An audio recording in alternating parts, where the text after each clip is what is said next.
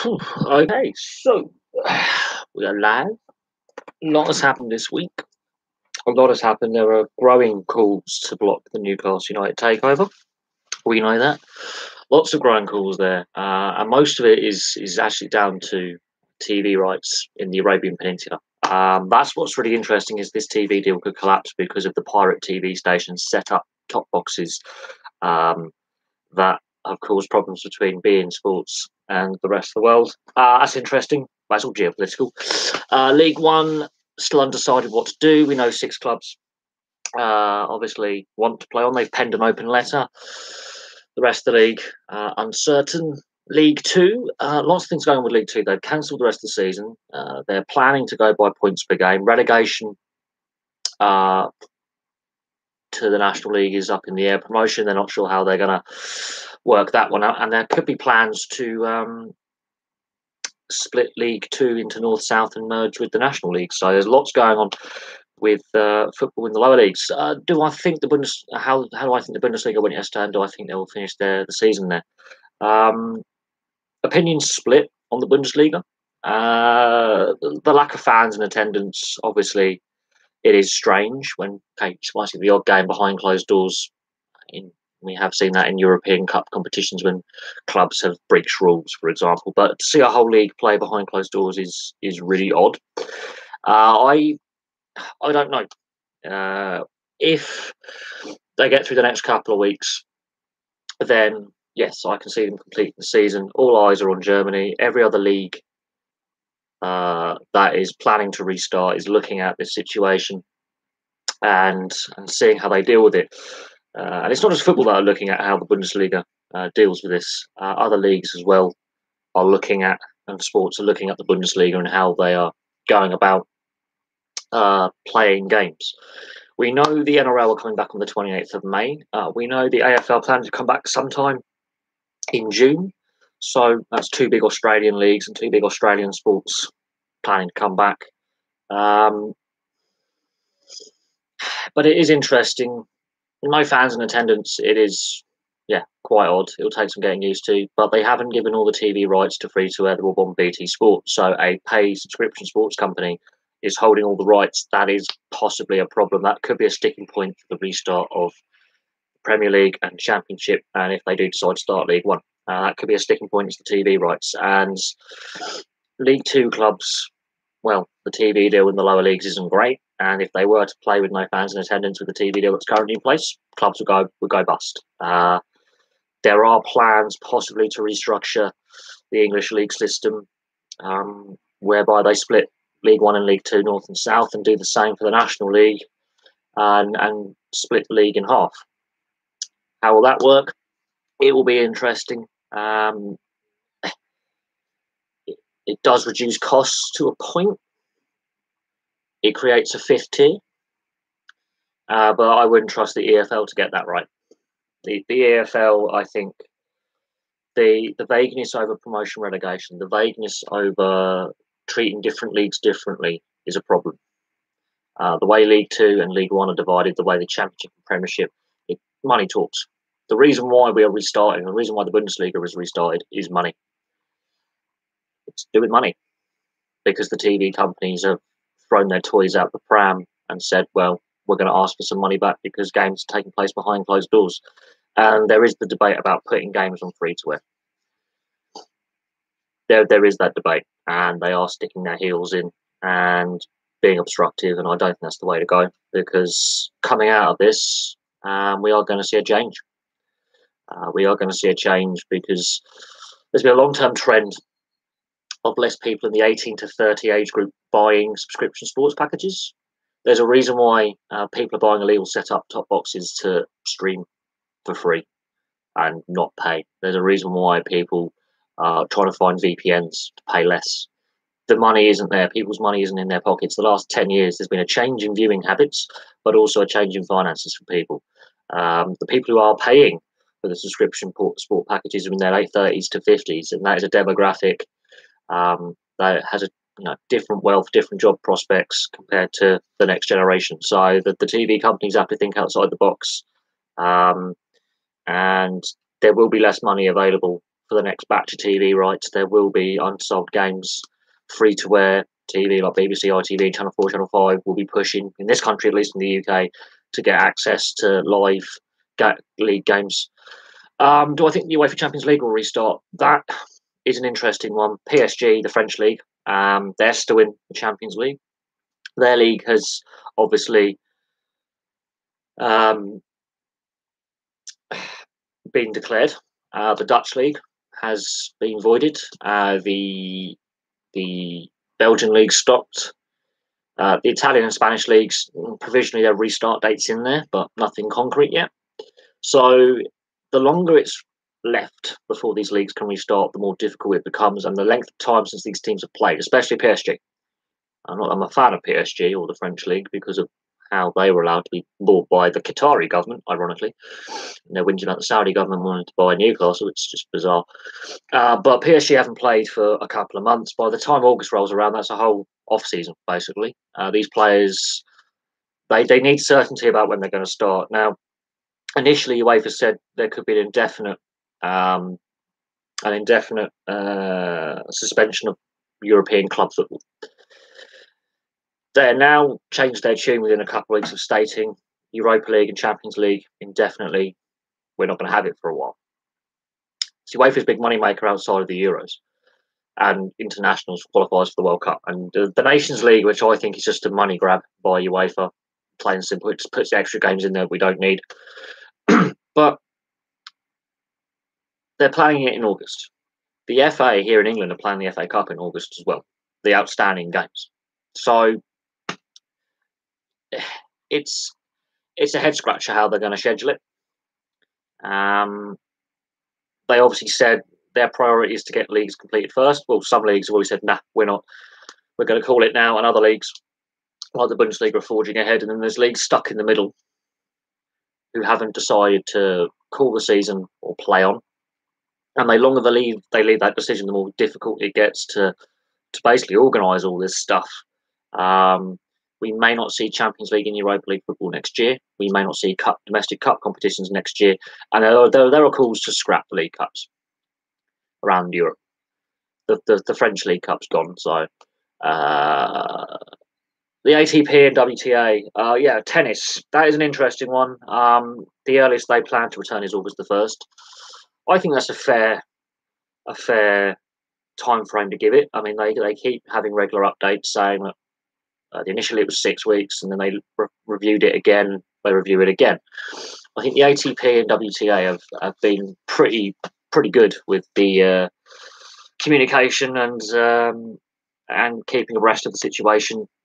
They've done pretty well. They just keep looking at the situation and going, right, we're an international sport. We travel around the world for all our ranking events.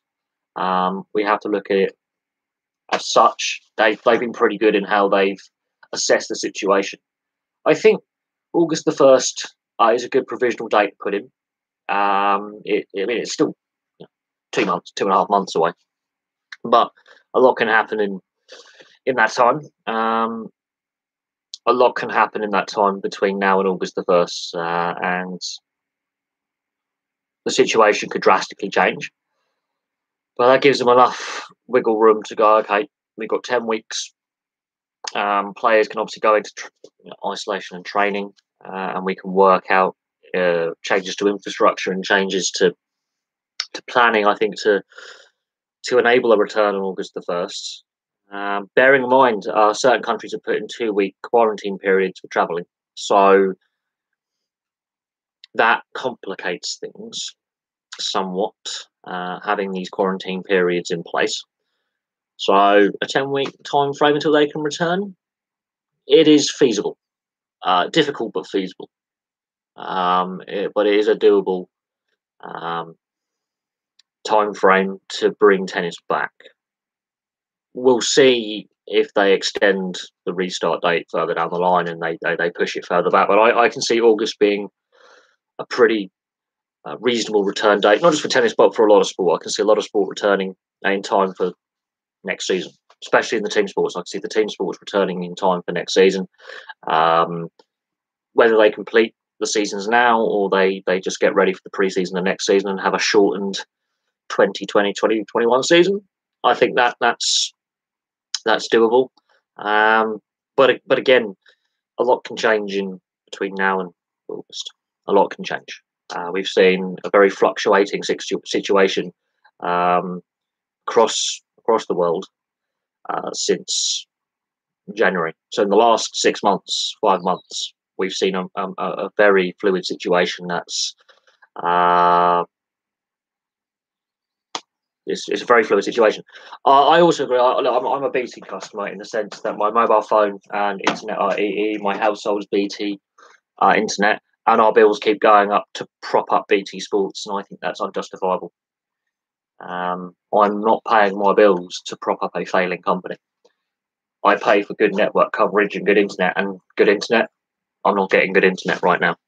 So BT are an absolute. I think you have to look at the amount of money BT Sports has hemorrhaged since it was set up, and it was initially going to be a free-to-air channel, and they quickly realised that not enough people were interested. They overspent on the sports packages that they bid for, and then they put it behind a paywall, which I think was the bigger mistake. I think they should have done what Premier Free Sports have done, where they should have a free-to-air sports channel to encourage viewers into this is the product. We do have a subscription service as well for extra content. They've completely screwed up BT Sport.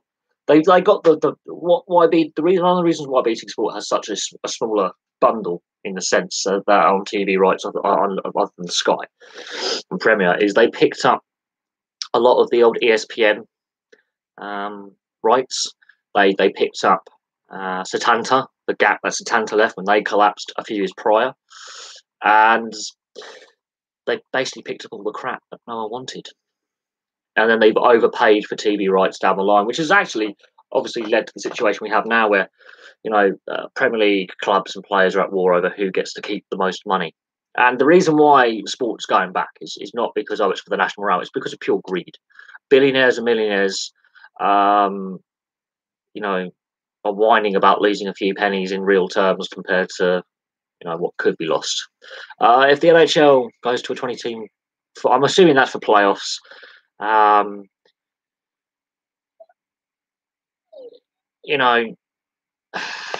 playoffs, there are calls to expand them. Whether that's a long-term change or a short-term fix during this crisis period, it will be interesting to note. But there are calls to expand it. It means more meaningful games so they can complete the season. There's not many games left in the regular season. I am surprised that the NHL haven't called the season and stick with a normal playoff structure. It means less games they have to play in a very short time frame before next season, but that is an option to, especially for the TV companies. Again, this is where the TV companies are making a lot of noise, and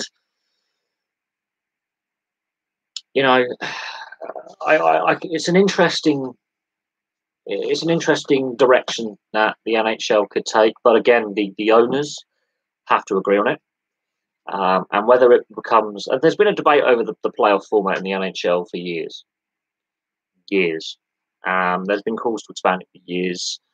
If you go back to the 80s, 16 out of 21 teams made the playoffs. Now it's 16 out of 31. So the league's got 10 teams bigger, but the playoffs haven't expanded as such. There is a lot of parity in the league. There's only a handful of teams that are really, really bad. But it could be interesting. We could see a very strange playoffs this year. We could see some really bizarre results because, bearing in mind, none of the teams have played since March. None of the teams have played for 2 months, so it's basically like a new season. We should already be getting towards the conference finals right now, or round 2, depending on how quickly teams have gone through the series. If every series was like 4 or 5 games and there's a lot of sweeps in there, we could already be in a conference finals territory. So the fact that we're in the middle of May and we haven't even finished the regular season, it does mean we could have a shortened season next season. But I think there is the logistics in place to have a shortened 2020-21 season. But yeah, expanding playoffs is an idea that they have put on the table. No plan is off the table, I think. There is no plan that's off the table at this point. The AHL and the ECHL, there are concerns that the lower levels of professional ice hockey in North America will be really impacted by the fact that they don't have a massive TV deal. They are heavily driven by fan attendance. With fans not in attendance, they will lose tons of money, which makes those leagues unsustainable. And so it's going to be interesting to see what happens with the professional game in North America going forwards out of this crisis. But yeah, the 2014 format, could I see some outsiders doing well? Yes. We could see some very bizarre playoffs this year because no teams have played for 2 months. And by the time they return, which could be another month or two down the line, that could be 4 months without hockey. That's basically like an off season. They have to play a very intense period of games, and then they have another off season. So it's going to be really bizarre. We're going to see some sloppy hockey. I think that the games are going to be very open, and there's going to be a lot of rustiness, some real sloppy play. They could be high scoring, and yes, we could see the Canadiens or the Minnesota Wild finally get back to a Stanley Cup final. We could see some really bizarre play. We could see some outsiders do very, very well. But it's all about how they prepare the teams, for the resumption of play and who's prepared the best. People will still buy. People need their football fix. Silly people will buy the subscription.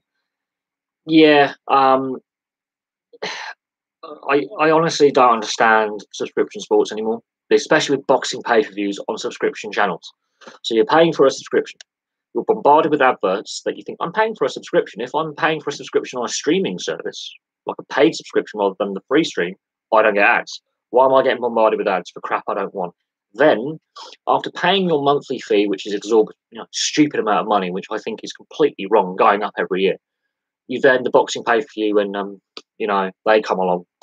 You're paying double. It's just that boxing match could last 30 seconds. I've seen knockouts in 18 seconds in round one before, and you've just paid for that. I do not understand. It's just a money-making ploy, because they're not getting enough subscriptions, so they're relying on ad revenue. That's why there's so many ads on Sky, is they're not making enough money from subscriptions because that model is flawed because people aren't buying it. And then the pay-per-views from the Hearn family, I mean, I just would rather vomit and smoke crack than pay them any money. Crack's cheap and vile. But that's my opinion on that. I'd rather pour acid into my eyes than pay for a pay-per-view.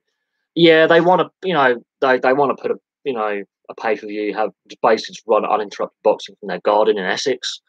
That really, it just shows how greedy they are. They've made enough money. They could retire now. They could do without boxing for a year and still have multi-millions. But no, they're driven by greed. There is nothing honourable about Eddie and Barry Hearn, really. Nothing. There have been allegations of every sport they have touched, so darts, snooker, boxing, since they've got involved promoting on a high level. And we're talking big promotions here, big TV deals, big sponsorship deals. Allegations of match fixing and corruption and throwing boxing matches and throwing snooker matches have followed these guys where they go. They put a lot of money into the sport, and as the more money goes into the sport, the more the corruption allegations follow that sport around. Snooker is a prime example where they've got involved, the Hearn family. And you look at the amount of allegations against players. We've had players, found guilty of match fixing and throwing games and taking bribes. And it's there. It's a thing. The Hearn family get involved with promoting something. Corruption allegations are never far away. Bit more than a coincidence, don't you think? And oh god, David Gold and Sullivan. Oh god, that's the Dildo Brothers. I wouldn't want to give any of them my money. I've got mates who are West Ham fans who are highly critical about how Sullivan and Gold have run their club and some of the dealings going on there. And they're right, and this is a problem. This is the video I did on the Newcastle United takeover, and please, I've done a lot of videos on that. Please feel free to watch them and write your thoughts down, and I want to see what you say in the comments. Football and sport in general has chased money. it doesn't care where the money comes from. It doesn't care how the investors have made their cash.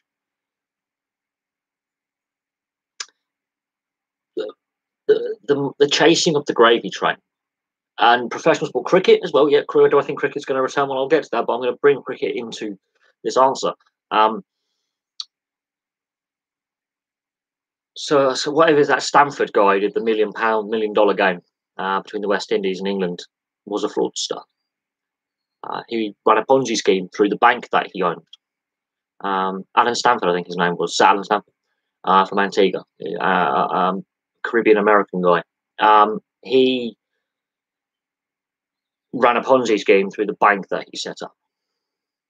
He cost millions of people thousands and thousands of dollars, pounds, and cents, and whatever currency you want to, pesos, all across Latin America and the Caribbean.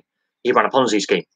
He's, basically he got involved with this $1 billion game between the West Indies and England in a T20 game at Lords, flew in the money, dropped a Perspex glass case full of the cash on the centre cricket square, and it turned out it was dirty money, proceeds of crime.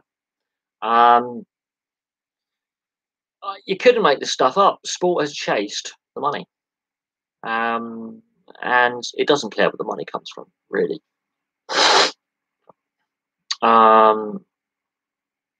And yeah, they don't care where the money's come from.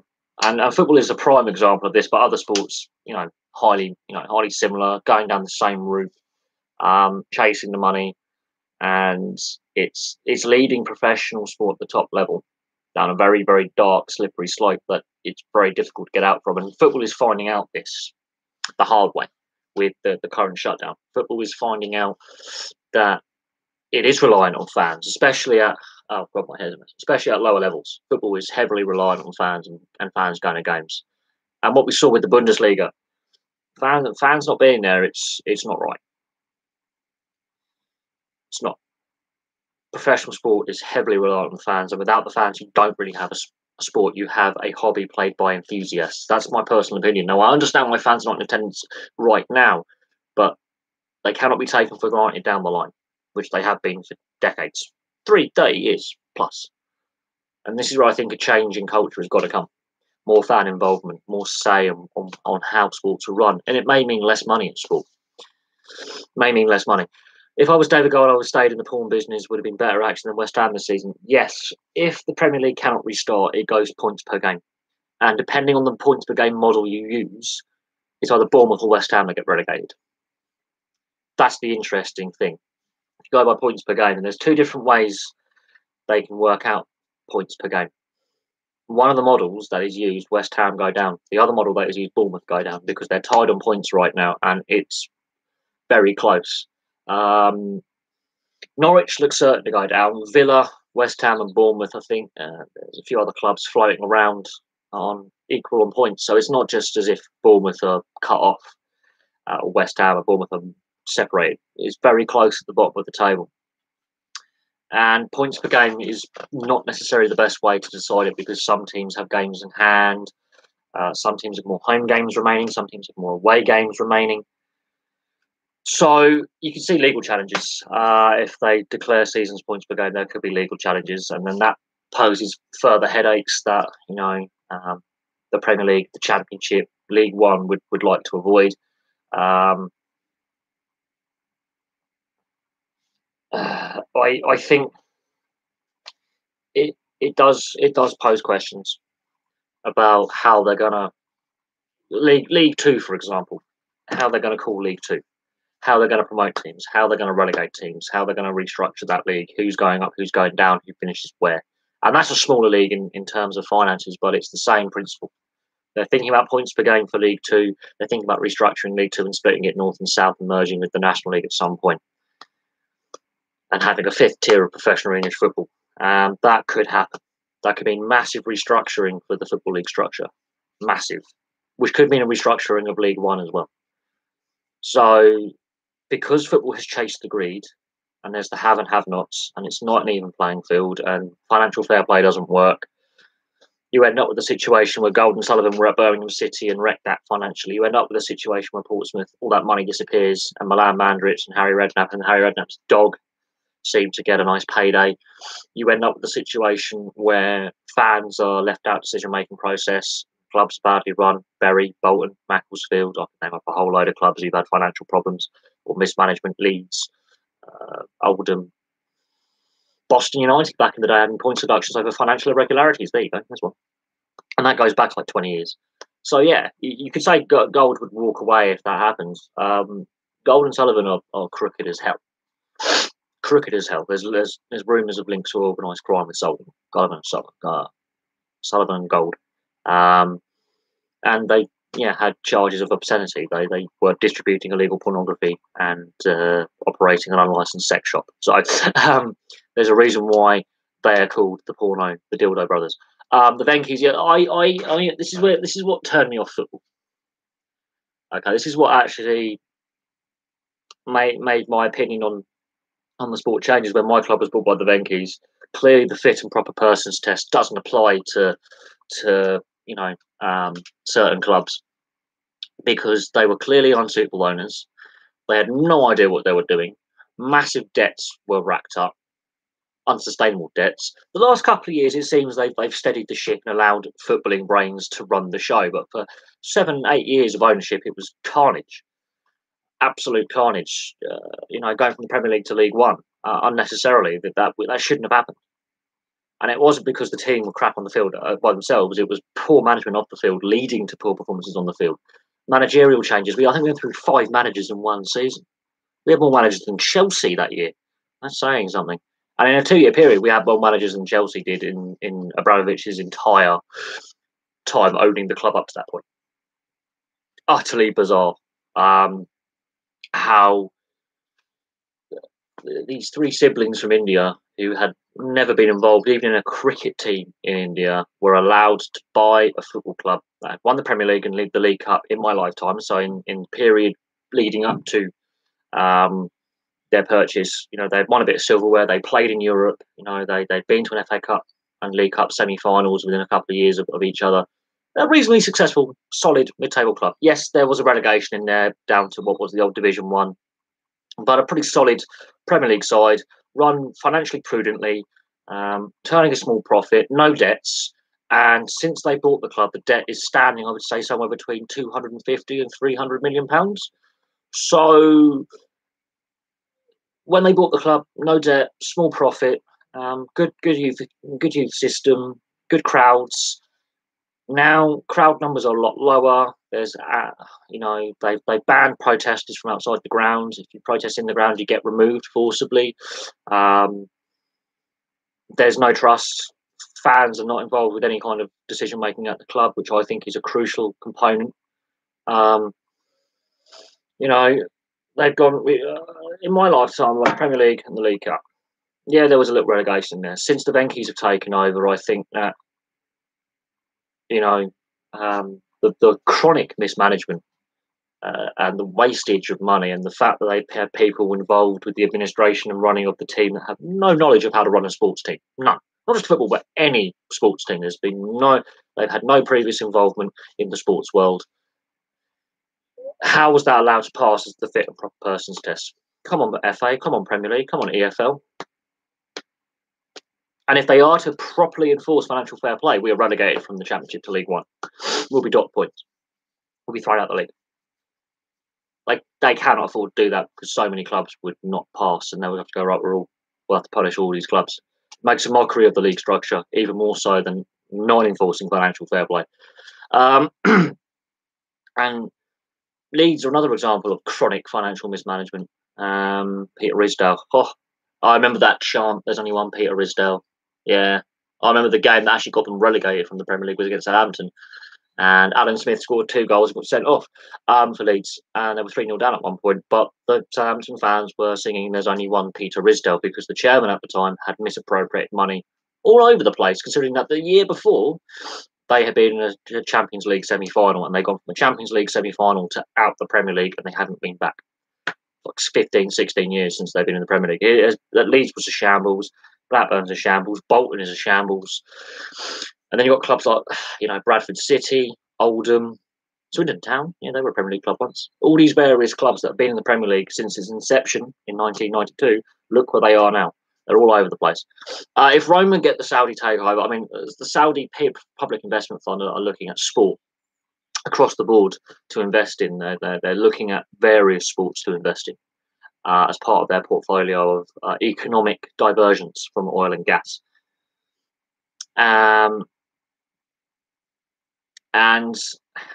the only thing now that can block the Newcastle United takeover deal is the Pirate TV company. That has already been shut down, but the Qataris are going, we're kicking off a fuss. And this is an ongoing situation that predates the Saudi involvement in this takeover bid, it goes back to the previous government. Philip Hammond, the then Chancellor, under both David Cameron and Theresa May, went over to Saudi Arabia and had talks with them about this stealing of intellectual property, because the Premier League is a British industry. It's a British product. Makes a lot of money for the British economy. We sell the TV rights of this product around the world. So the British government have been involved with the Public Investment Fund and discussing dealing with this pirate TV company. The Qataris and Saudis are having geopolitics in the region. They don't like each other, but it is really ironic that while all this is going on, UEFA, the French FA, they allowed beIN Sports to get massive TV rights deals across Europe, and they allowed PSG to be bought by the Qatari government in their version of the Public Investment Fund for Qatar, because they basically sucked up to Qatar and allowed Qatar to have the World Cup.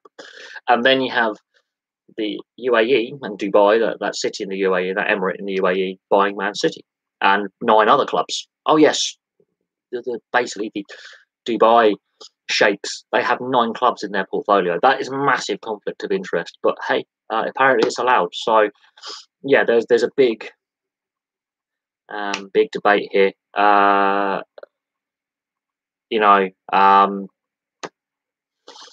There's some dodgy goings on behind the scenes with all those takeovers. Yet no one's batted an eyelid with those 2 previous takeovers, PSG and Man City. But Newcastle United, I know you can't have that. Can't have that. It's rank hypocrisy, and I think yes, dirty money's been in football for a long time. Are they trying to make an example out of this Saudi Newcastle takeover? Possibly, but I don't know how much longer that this standoff can continue. I think the deal gets past fit, considering that they allowed the Venkis to buy a football club, a more successful football club than Newcastle have been in the last 25, 30 years. They allowed Man City to be bought by Sheikh Mansour. They allowed Chelsea to be bought by Abramovich, a guy with links to the Russian state and organised crime. I can't see them going, we're not allowed, the Public Investment Fund of Saudi Arabia to invest in this club in the northeast, when they've allowed clubs up and down the country to have dodgy investment. There's no one batting an eyelid about the Sheffield United situation, apart from those involved with Sheffield United and the legal battle about who controls what at that club. But outside of Sheffield United, no one's complaining about the Saudi investment there, so you can't have it both ways. Graham Souness, yes, he has called it a poison chalice and a smoking gun. And that's similar with the situation at Newcastle, ironically. A lot of ex-managers and players and coaches and people involved with the running of the club behind the scenes said, that's a Mickey Mouse show as well. I think Tony Mowbray's done a pretty decent job, considering the owners and their track record with firing managers and instability at the club. They seem to have settled down the last couple of years. I think they've realised, let's just let football run itself. It's one of them. It is a very complicated situation with football ownership. It's not as simple as it should be. It's not as transparent as it should be. But the FA and the Premier League, and to a certain extent the Football League, have to look at themselves and go, we have got some dodgy owners here that we've allowed to pass this fit and proper persons test. And we don't regularly vet them. We don't regularly audit these clubs. And when a club then goes, we're in financial difficulty, like Bury, they allow the situation to escalate where they start punishing. Like Macclesfield Town, I think, the EFL needs to change the way it operates when a club gets into difficulty. They've got the financial capital to go in and go, we'll buy that club, and we'll buy the club at lowest possible offer off the bad owner's hands. We'll take it, a compulsory purchase scheme of sorts. We'll take that club off that owner's hands, bin them off, and find a suitable buyer for this club that can turn it around. I think they need to have the powers to do that because they failed in the fit of proper persons test. They failed in governing the game that way.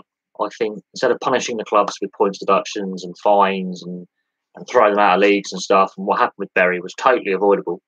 They should come in, step up, and go, "What? We'll buy the club as a going concern, and then find a buyer for this club. And right, we'll pay off the debt, and we'll find a buyer for this club."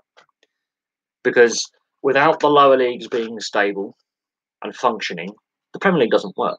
If you have a footballing pyramid structure, whether it's a franchise system where you have the various levels, or you have a pyramid promotion relegation system like that, it doesn't matter how you structure your league system. If the lower leagues are really unstable and there are clubs or teams folding all over the place, the league structure cannot cope. Think of it like a building. If you were to have in this case, take out the National League for the moment, we have a 4-story building. We've lost Bury from the second story from League One. We're going to take that brick out. We're going to weaken Macclesfield on the bottom floor. We're going to chip a bit of that support away. That building's going to start wobbling, isn't it? You take sections out of it, we'll put a crack in Bolton. That's another little brick there. As time goes on, as more of these clubs hit financial difficulties, you're chipping away at the structure of the building. It's going to get too top heavy. It's going to fall over. It's going to really, really struggle to stay standing. Really struggle to stay standing.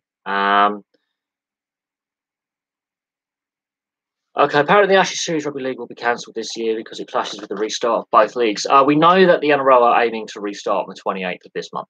So that's 11 days away. It's an optimistic restart date, but if you look at the rate of infection in Australia, it's very, very low compared to the rest of the world and in the region it's in. So Australia and New Zealand have got a very low infection and death rate compared to countries around them and the rest of the Western world. So it's an optimistic restart date and a brave restart date, but they have got measures in place very similar to the Bundesliga. So we'll see how that goes. It would have been nice to see the Ashes series. I think Australia would have trounced England in that, so it wouldn't have been nice to watch as an England fan. But as a neutral, yeah, I would have loved to have just watched some international rugby league because I do actually enjoy watching international rugby league. But with the England setup, with Wayne Bennett departing off that Lions tour and Wayne coming in, it doesn't leave him a lot of time. He's only had 5 rounds of Super League to watch and 2 rounds of NRL to watch up to this point to really assess how players are developing, who's fit, who's not fit, who's on form, who's off form, who's coming back from injury, who might be carrying an injury. So he's only really had 7 rounds of games to really assess players that are available for selection for England that have registered as available to really see how players are going. And I think he's going to select more Super League players than Wayne Bennett. I think there'll be fewer NRL players getting selected because he's basically a Super League guy. But I think some of the best English forwards are playing in the NRL. Canberra's got like 4 of them, so 5 of them even. So you've got 5 really, really good players playing at Canberra. You've got a few other English players in the NRL. I would say you definitely need them involved in your squad. But we may see an all Super League squad go against an all NRL Australian squad. That would be kind of interesting. beIN Sports, look how they managed to basically buy PSG. The guy who owns beIN Sports also owns PSG. That's a massive conflict of interest. But UEFA allowed Silvio Berlusconi, the former Prime Minister of Italy, to own Mediaset, own AC Milan, and be basically Prime Minister of Italy all at the same time. But that's Italy though, so that's not really corruption. That's a good business deal. But the conflict of interest argument has been going for 30, 40 years with Berlusconi and AC Milan while he owned it. And no action was taken until after Berlusconi sold the club. So it's an interesting one. But UEFA have got dirty money on their hands. They know it. Same with FIFA. If they were to fully open up the books, there are people currently working there that would go to prison. And it would really expose more corruption than FIFA and UEFA are comfortable with allowing to be exposed. You know, it is an old boys club. There's lots of, you know, backhanded dealings. Like, oh yes, secret handshakes, Freemason handshakes, that kind of thing. It's an old boys club. If they were to fully open up about the beIN Sports deal and the PSG takeover, a whole can of worms gets open that they don't want opened. They don't want that can of worms opened at all. And that poses a whole load of other issues. We know there's still ongoing criminal investigations into a variety of footballing issues. We know that the Newcastle United takeover originally, when Amanda Staveley first came along 3 years ago, there's this French tax fraud investigation that's still ongoing. No one talks about it at all. We know the club offices were raided. We know club employees were questioned. We know files were taken away as evidence. So that's still ongoing. And regardless if it's the Saudi takeover or one of the other bids that we know are there, should this deal collapse. Because I think now Mike Ashley does want to sell. I think he's going to take any offer at this point, get the club off his hands, because he needs to pump that money out of the club back into his other businesses. Whoever takes over, are they liable for this, or does it fall on Mike Ashley's organisation's shoulders? We know Chelsea and West Ham are also caught up in this as well. It relates to dodgy agents in France, some dodgy transfers in France, and some undeclared income and some really creative accounting to hide money. And again, UEFA and FIFA have been very, very quiet about this. There's investigations into match fixing going to German football, you know, across the Champions League, Europa League, international competition. There's a lot of allegations of corruption dating back to the World Cup in Germany in 2006 and how that was awarded. So we're going back 14 years here. And UEFA and FIFA would rather you didn't know about that, because it really opens up a can of worms that they would rather keep a lid on and just shove to the side and go, that's the past, we're moving forward. And I do believe under Serafin, UEFA are taking a more, I wouldn't say transparent, but a more less corrupt path than under Platini and previous heads of UEFA and under Sepp Blatter at FIFA. It seems UEFA are moving in a more decent direction. There's still issues surrounding the organisation, and if enough investigative journalists really dig away, they're going to open up a can of worms that UEFA would rather stay buried. But it is what it is. Do I think it will get done? It's an interesting question. I think the thing that's holding up now is the allegations around this TV station in Saudi Arabia that was stealing rights of beIN Sports, but UEFA aren't getting involved. They sanction beIN Sports to have a TV rights deal for a lot of UEFA sanctioned competitions, and some of the various leagues have also signed off on saying you're an overseas broadcaster for the German league, the French league, especially the French league because of PSG, the Spanish, Italian, English. They've got a US arm that shows the MLS as well, and a YouTube channel. And some of the quality of journalism is shocking on this sports network. It's not great. They can't even pronounce words and names correctly because, well, the American arm is hopeless. I think it still goes through. And I think if this one falls through, we know that there are other bids in the background. We know Peter Kenyon's been involved with a couple of attempts to buy the club off Ashley's hands. Amanda Staveley's is her third attempt. I think where Amanda Staveley's gone wrong is she's chased the Saudi money. If it was her and the Reuben brothers, I think, yes, this deal has gone through already. I think there's some politics involved with it. I think there's a lot of hypocrisy involved with it. And the question will be asked over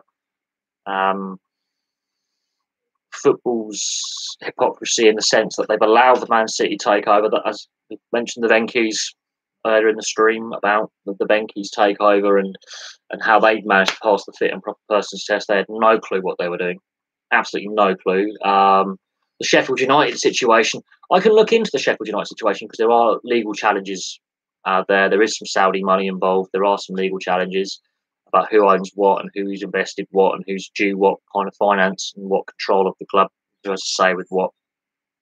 And that's dragging on. No one batted an eyelid with that. If it doesn't get done, I still think there are other bids down the line. Mike Ashley now has to sell. He has no choice.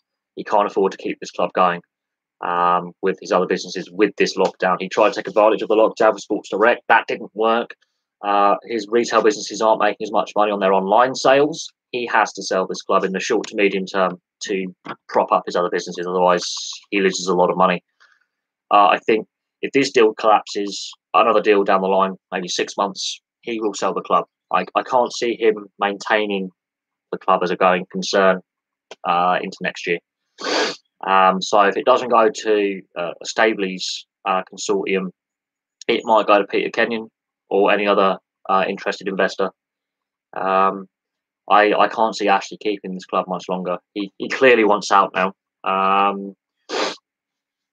And I feel sorry for the Newcastle fans. I can't personally see this deal getting stopped.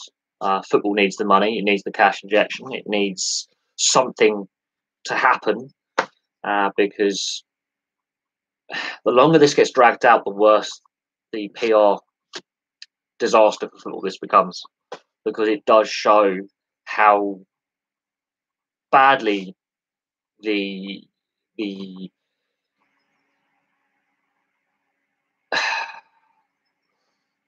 it shows how badly the takeover process operates in this country. It shows how complex it is, and it shows how flawed the system is. There is a lack of fan involvement. There is a lack of, oversight. I think from a point of view, in the sense that it's not a very transparent system, and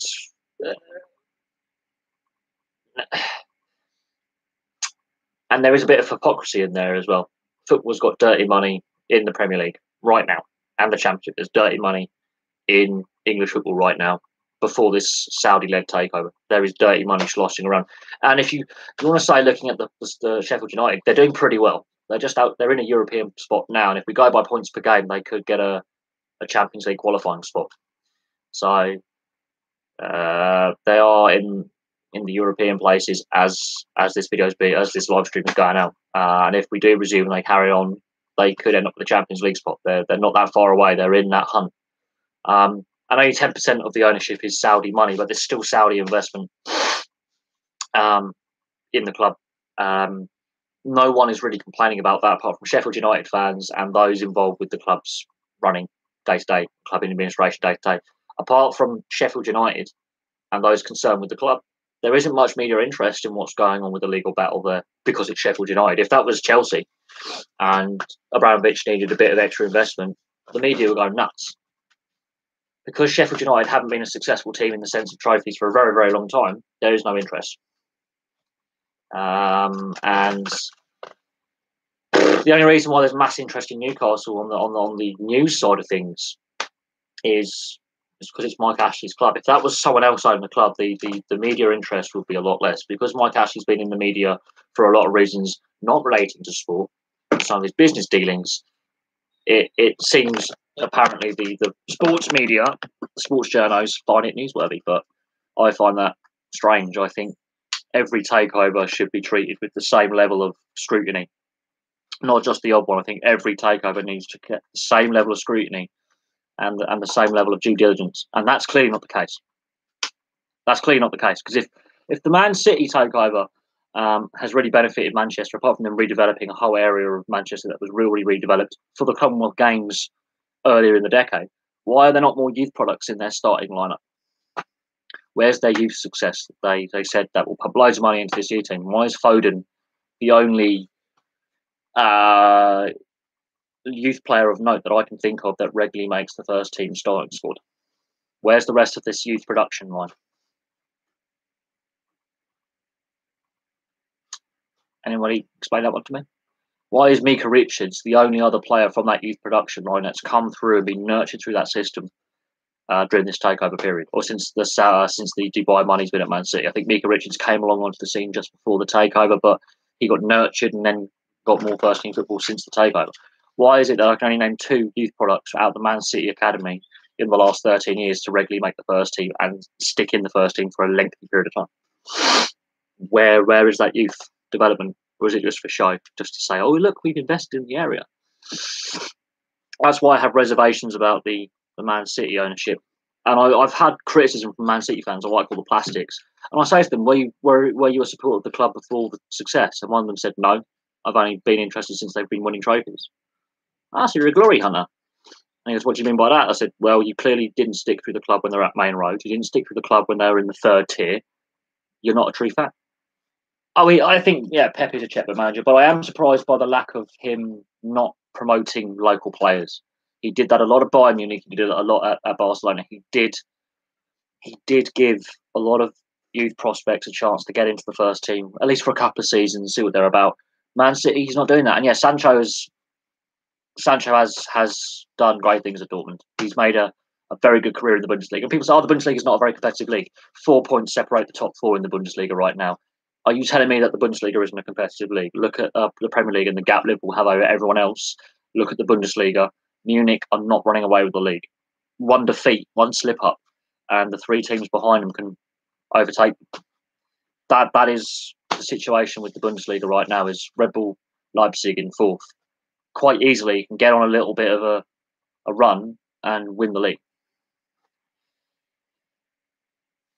Southgate has raised concerns that not enough English players are playing percentage-wise, and that is true. Since the Premier League inception, '92, the percentage of English or British players, we'll go with British players, and we'll include the Republic of Ireland in this because there's always been a lot of Irish players playing in the English, Scottish league systems. The number of British talent registered to play for one of the four home nations and Republic of Ireland, so that's 5 nations, has dropped and dropped and dropped and dropped. I think the Chelsea system got them in trouble with the transfer embargo. I've discussed that a while ago. But yeah, the percentage of first team regulars who could represent England, Wales, Scotland, Northern Ireland, or the Republic has dropped from, I think, 80% in '92 or something like that to, we're talking less than 35, 40% on any given day in the top flight. Championship is a little bit higher. League One and League Two, okay, it's a lot higher. But overall, if you look at the top 4 leagues, it's still below 50% are eligible to play for the 4 home nations. And people wonder why Scotland can't qualify for a major tournament, and Wales and Northern Ireland have had sparse appearances at tournaments over their international history. And Northern Ireland are actually the second most successful of the 4 home nations behind England for qualification for tournaments. So, there is that. But I think Southgate is right. At the World Cup in 2018, he interviews post and pre-game, and when they were at training, he was saying, there's not enough players that I can choose from. And when he mentioned I may have to go to the Championship or League One to find talent to play for England, I think that was a 2 fingers at the Premier League going, why is it that you've got all this money and all this money going into football, Huddersfield have had to shut their academy. And this was at the time Huddersfield was still a Premier League club, and they had to shut their academy. They couldn't keep it open because the bigger clubs in the north of England were pinching their youth prospects. That is a system that is broken. And they're also importing youth prospects as well, which undermines the local lads who've signed up, been playing football locally since 4 or 5 years old. Their parents have dedicated a lot of money and time. Same with any other sport, to get them into the academies as well. They've allowed their kids to pursue their passion. And then the percentage that don't make it as football players who are then thrown on the scrap heap. Jamie Vardy is an example of this. Ricky Lambert used to play for Liverpool. Grant Holt. Some of these ex and current players who ended up in the non-league were thrown on the scrap heap and said, you're never going to play professionally, ended up playing professionally, ending up getting representative caps for country, playing in the 4 professional leagues and giving base. That's another 2 fingers to the system that failed them. And yeah, not every player is going to make it from academy to, first team at the club they're at. And then they might go round some of the lower leagues. They might end up in the non-league. But yeah, the percentage of players that actually make it as a professional is not as high as people think. And a lot of that is to do with the mercenary overseas players who come over for a paycheck. And that's been happening since the mid-'80s. It really kicked off, but the early '90s is when it exploded. The mercenary overseas player. And it's going to continue until rules are brought in to say, okay, enough's enough. And I think this crisis is going to be part of the change of the tide. I think football can no longer justify the massive transfer fees, the massive wages, and the exorbitant agent fees, and the exorbitant ticket price. And yeah, there are new rules saying no under 18s of overseas I think they had to be here from a younger age. But yeah, the system is broken. Chelsea are a prime example of how the system is broken and has been for a long time. Clubs that seem to get the youth system right with youth development. Southampton have always had a good academy. Leicester have, I think, got it right for the modern game in real terms, in comparative terms to before. Manchester United used to have a very good youth development system. And actually, even though some of the players like Rashford and Lingard haven't quite lived up to the hype, they're still first team regulars at their club. They've stayed with the club. They have come through that youth system. The class of '92 sets the benchmark. I think it's very hard to beat that benchmark, but they're still producing quality players that still stay in professional football. Then you have other clubs that seem to do quite well. Newcastle, I don't know how they still produce youth players with Mike Ashley's running of the club, but they do. They do still produce youth players, and you have to look at the track record of players from the Northeast. Newcastle seem to do quite well out of the Northeast clubs for youth product. But Liverpool, they seem to have got it right. Everton, to a certain extent, we wouldn't have had Wayne Rooney without the Everton youth system. And that seems to be a system that does produce players that do go on to play at the top level.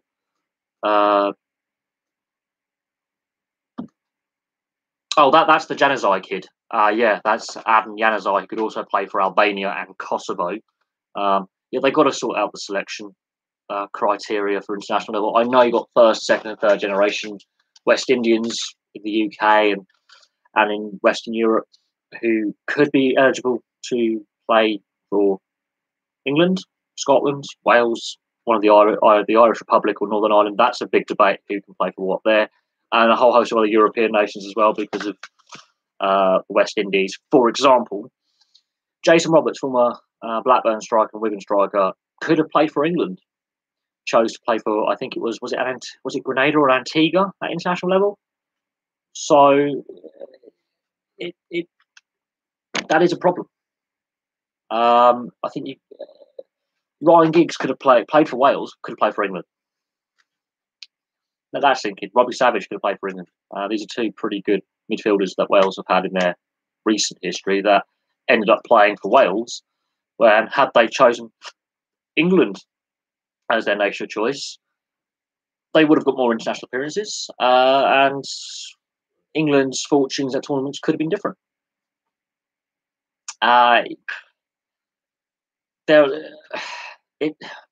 Neville Southall played for Wales internationally, could have played for England and got.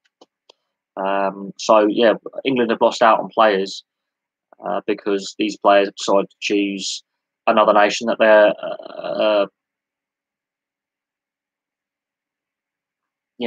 and yeah, when you've got smaller nations like Grenada and Jamaica coming over to England and Ireland and Scotland and Wales, and then if they're the French speaking, like St. Lucia, for example, going over to France to look for players, it does pose the question: why is England giving up on these players, and why are they've been given up on? And it does pose the question: is it really the global game when you've got to have second or third generation players play for your country? How much link do they actually have with their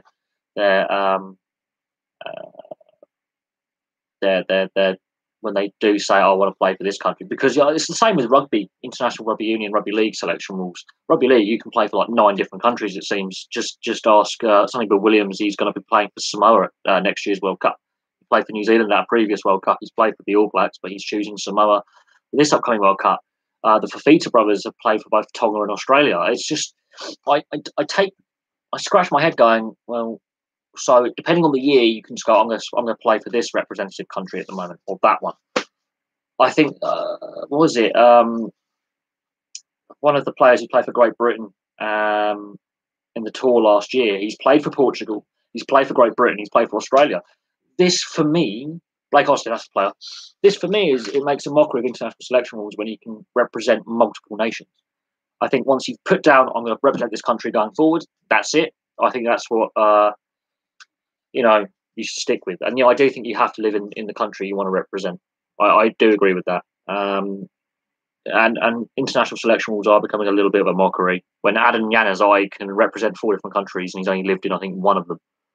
or two of them. I think he lived in Belgium and he's lived in the UK. So make a choice. He chose Belgium in the end, but he could have chosen Albania, could have chosen Kosovo, could have chosen England.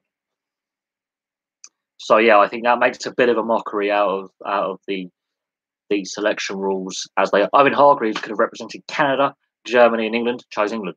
So there are examples down the line. And I don't know, really. I think a lot of sport has this issue. Cricket has this problem. We look at the amount of South Africans, Namibians, and Zimbabweans who play for England at cricket.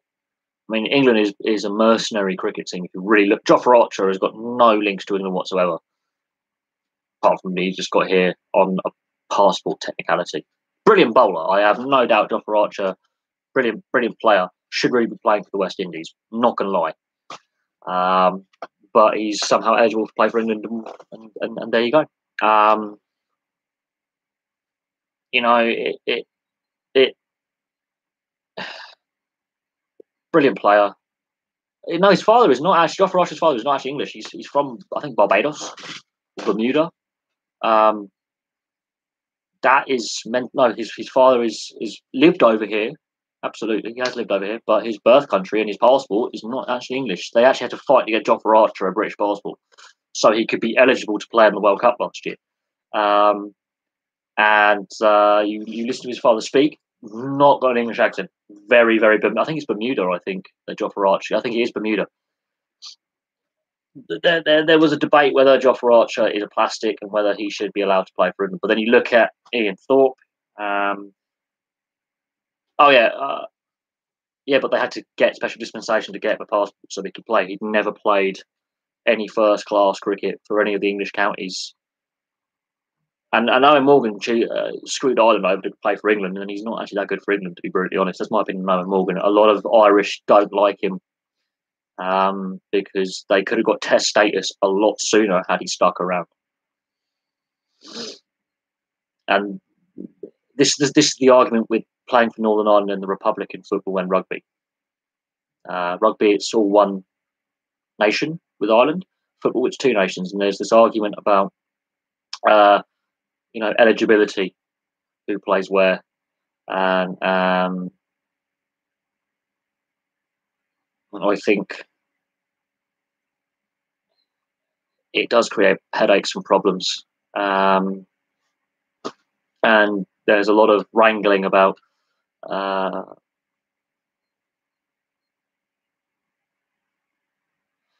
there is that debate, and yeah, you look at ice hockey, especially in Europe with players eligible for selection. I think there's some German players. You've got either American or Canadian parents. Jackson Whistle, there's another one. His dad played for the Bracknell Bees. I know this. Born here, played his junior AAA junior hockey here, goes back to the US and Canada, plays for a bit, and then comes back to England, eligible for GB. Brother also eligible for GB. So Jackson Whistle, the Great Britain goaltender, who was the backup to Ben Bounds last year at the World Championships, dual nationality. But he was born here and learned how to play hockey here. Went back to North America, then comes back again, and a decision had to be made. I think it was not long before the World Championships last year on his nationality, and he chose Great Britain because he had an opportunity to play international level ice hockey.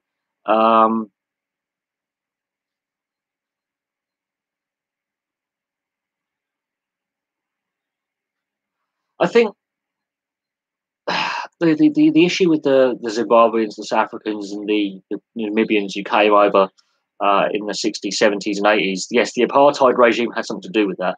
I don't think they were they were actually racist, or those particular players, but the fact that the 1970 tour was blocked and these guys wanted to play professional cricket. They personally, I don't think were political.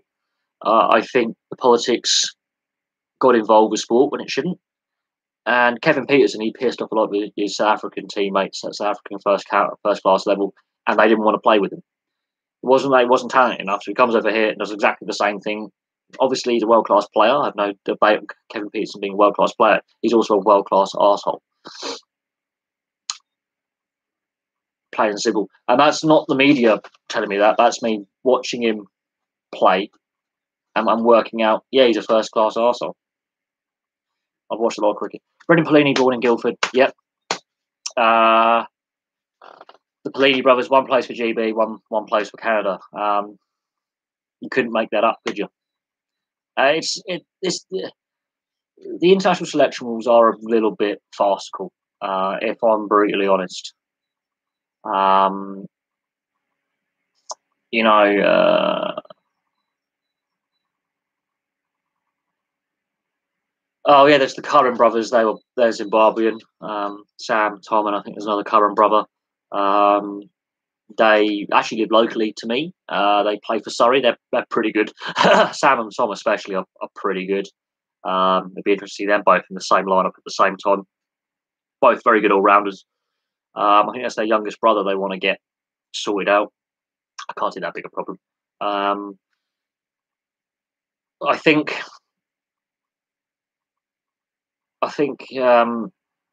international selection rules, they do need to look at them. They do need to.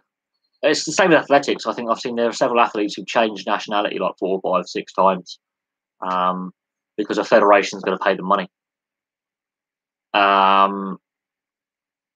They went to school down the road from me as well. The Curran brothers. They actually went to the same school I went to. So there is that. And I have the same surname as them as well. So there you go. I'm not related in any way, shape, or form.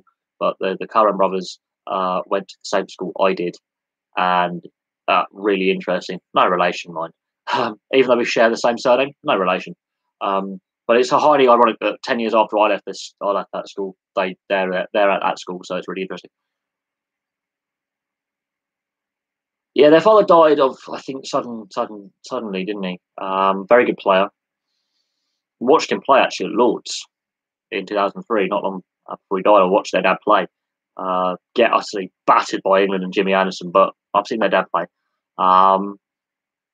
But yeah, no, they had issues with the Mugabe government and what happened in Zimbabwe, which is reverse apartheid. Ironically, it's the tables have been reversed. And it just makes the situation worse when instead of coming together, you tear yourself apart more. It's just really bizarre. But no, the international selection rules in a variety of sports need to be looked at. We know World Rugby and Bill Beaumont are going down the route of he wants to say, oh, if you have Samoan or Tongan or Fijian heritage, you can go back to your country of heritage to play out your remainder of the career. It doesn't matter if you've got 100 caps for England or France or Ireland or Scotland. You can go back and play. And he's trying to stop up to the Pacific nations so he can get their support, so he can get back in for 4 years. If that idea comes to fruition, it turns rugby union into rugby league more and more for the international side of things on selection rules. We already have a debate. You look at the French team and how many non-French born and raised players are in it. Ireland, Scotland, England. Look how many overseas born players. Yes, they might have learned their trade here. Weren't born. I think there is. I don't know. We had the WG Grace and his 2 younger brothers played at the same time. Albeit 120 years ago, the Grace brothers all played at the same time for one test. For one test. WG Grace and his 2 younger brothers played for England for one test, I believe, towards the end of WG Grace's career. I'm going to have to look that up. I've got the almanac somewhere. I'm going to have to look that up. But yes, I do think we have had 3 brothers play at the same time. Very rare that happens, though, in any sport, is when not only 2 brothers, but a whole family of them all play at the same time. Be kind of interesting, actually. And Ben Curran is the one who hasn't played yet for England. Tom and Sam have. You got all 3 of them playing at the same time or in the same team. That will be interesting. It'll be a pub quiz question for years to come. But no, the WG Grayson's 2 younger brothers did play in the same Test match for England 120 years ago, I think. Right at the end of WG Grayson's career, they played together. So it has happened before, but not in our lifetimes. So there is that, and that'll be a nice trivia question. I think I think international selection rules are something definitely that the various sporting authorities need to look at and need to tighten up, because there's so many issues with it right now. It makes a mockery of international sport when you can, as I say in rugby league, you can represent 4 or 5 countries. Just look at some some of the players who said, "I'm eligible for this country, this country, this country, this country, whatever." Um, Tom or Ben, I think, the oldest one, the oldest one. I think. Shit. I think it is. It's either Ben or Tom, who wasn't born in England. But I can't be sure on that. I'm not, you know. But at the end of the day, I mean, hypothetically, if you want to go down a serious, we have to be born in country of origin to play for it, Tom would then have to play for Zimbabwe. Ben and Sam could obviously play for England. Tom would have to play for Zimbabwe if he were to go down that route. Now, they've all learnt their trade, basically, and they've played all their professional career here. They've all gone to school here. You could argue, yes, they are more English than Zimbabwean at this point. They've been raised here, gone to school here, learnt their craft at professional level here. But if you were to go by country of origin of birth, Tom plays for Zimbabwe, Ben and Sam play for England. And then that raises further questions over the selection protocols and how you do it, because none of them have played any cricket in Zimbabwe past the age of, I would say, 7 or 8. None of them. They all have played their youth cricket, school level, club level, international level. Yeah. So I personally think that, yeah, if you're going to tighten up the selection rules, you have to really work out, okay, when did they come to this country? If they weren't born here, have they learnt their craft here? Because sports like cricket and certain other sports you can pick up later in life and actually get quite good at. Whereas sports like ice hockey, for example, you have to learn how to skate from like the age of 3 to get really top level. Cricket, yeah, you can pick up at a later age. So for me, yes, you have to look at the selection rules, but you have to look at where do they play their youth, and that's a big thing when you look at youth level. Where did a player play his or her youth level sport in the sport they're choosing to represent internationally? And I think youth level goes from, I think, 11 to under 18. So if you're playing in that age bracket at any point, you can be eligible for a country. I think it's when they're born overseas and they get the residency that pisses me off, for me, because it devalues the effort that local boys and girls have made at youth level to then get to the senior level, to break into the first team, and then an overseas born player who's got no links to the country gets residency and suddenly gets selected for international sport. That, I think, that irks me. We've seen it a lot in rugby union and rugby league, where, especially rugby union, where you look at the French team, for example. The French team in the last decade have got a lot of mercenary players who've got residency in France and then suddenly out of nowhere being selected, which I think undermines the youth production.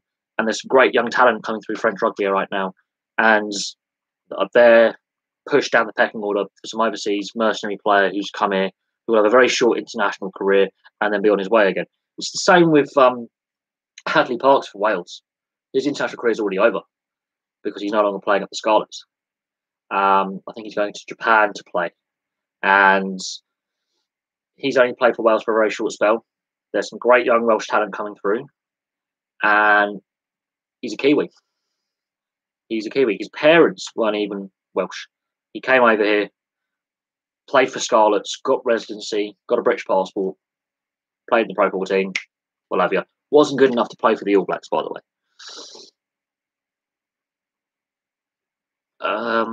Willi Heinz, yeah.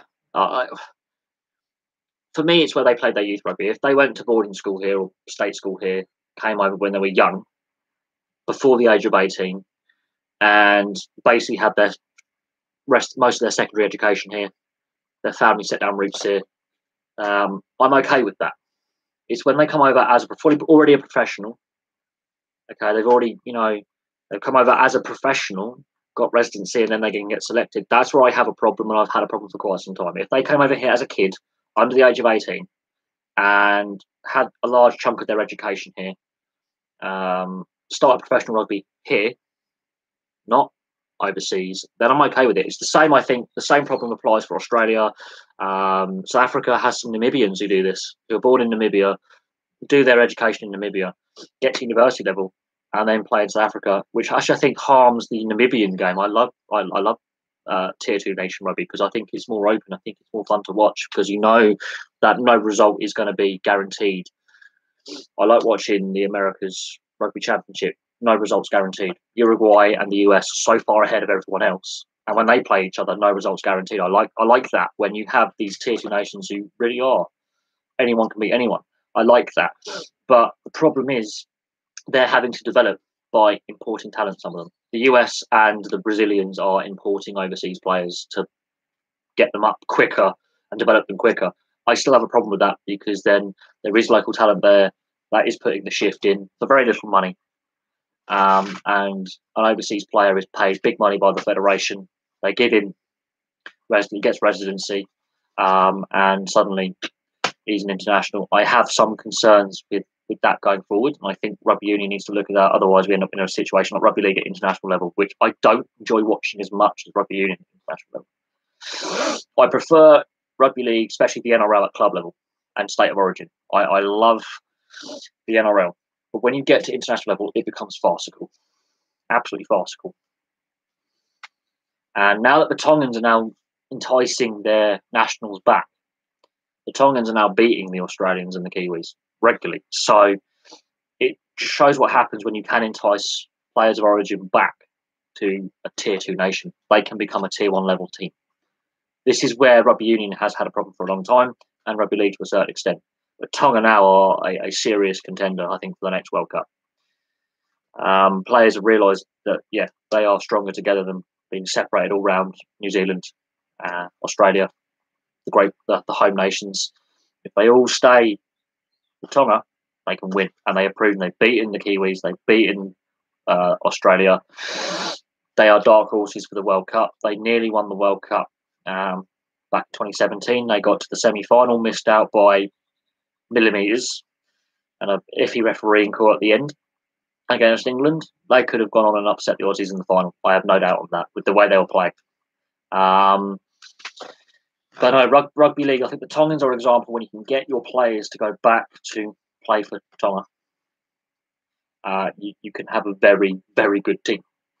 And what we're seeing is, yeah, I've mentioned this with the Super Rugby argument with Rugby Australia and the problems they're facing with bleeding players out of Australia around the world, a weakening of the national side, the shambles that World Cup was, and how poor they were.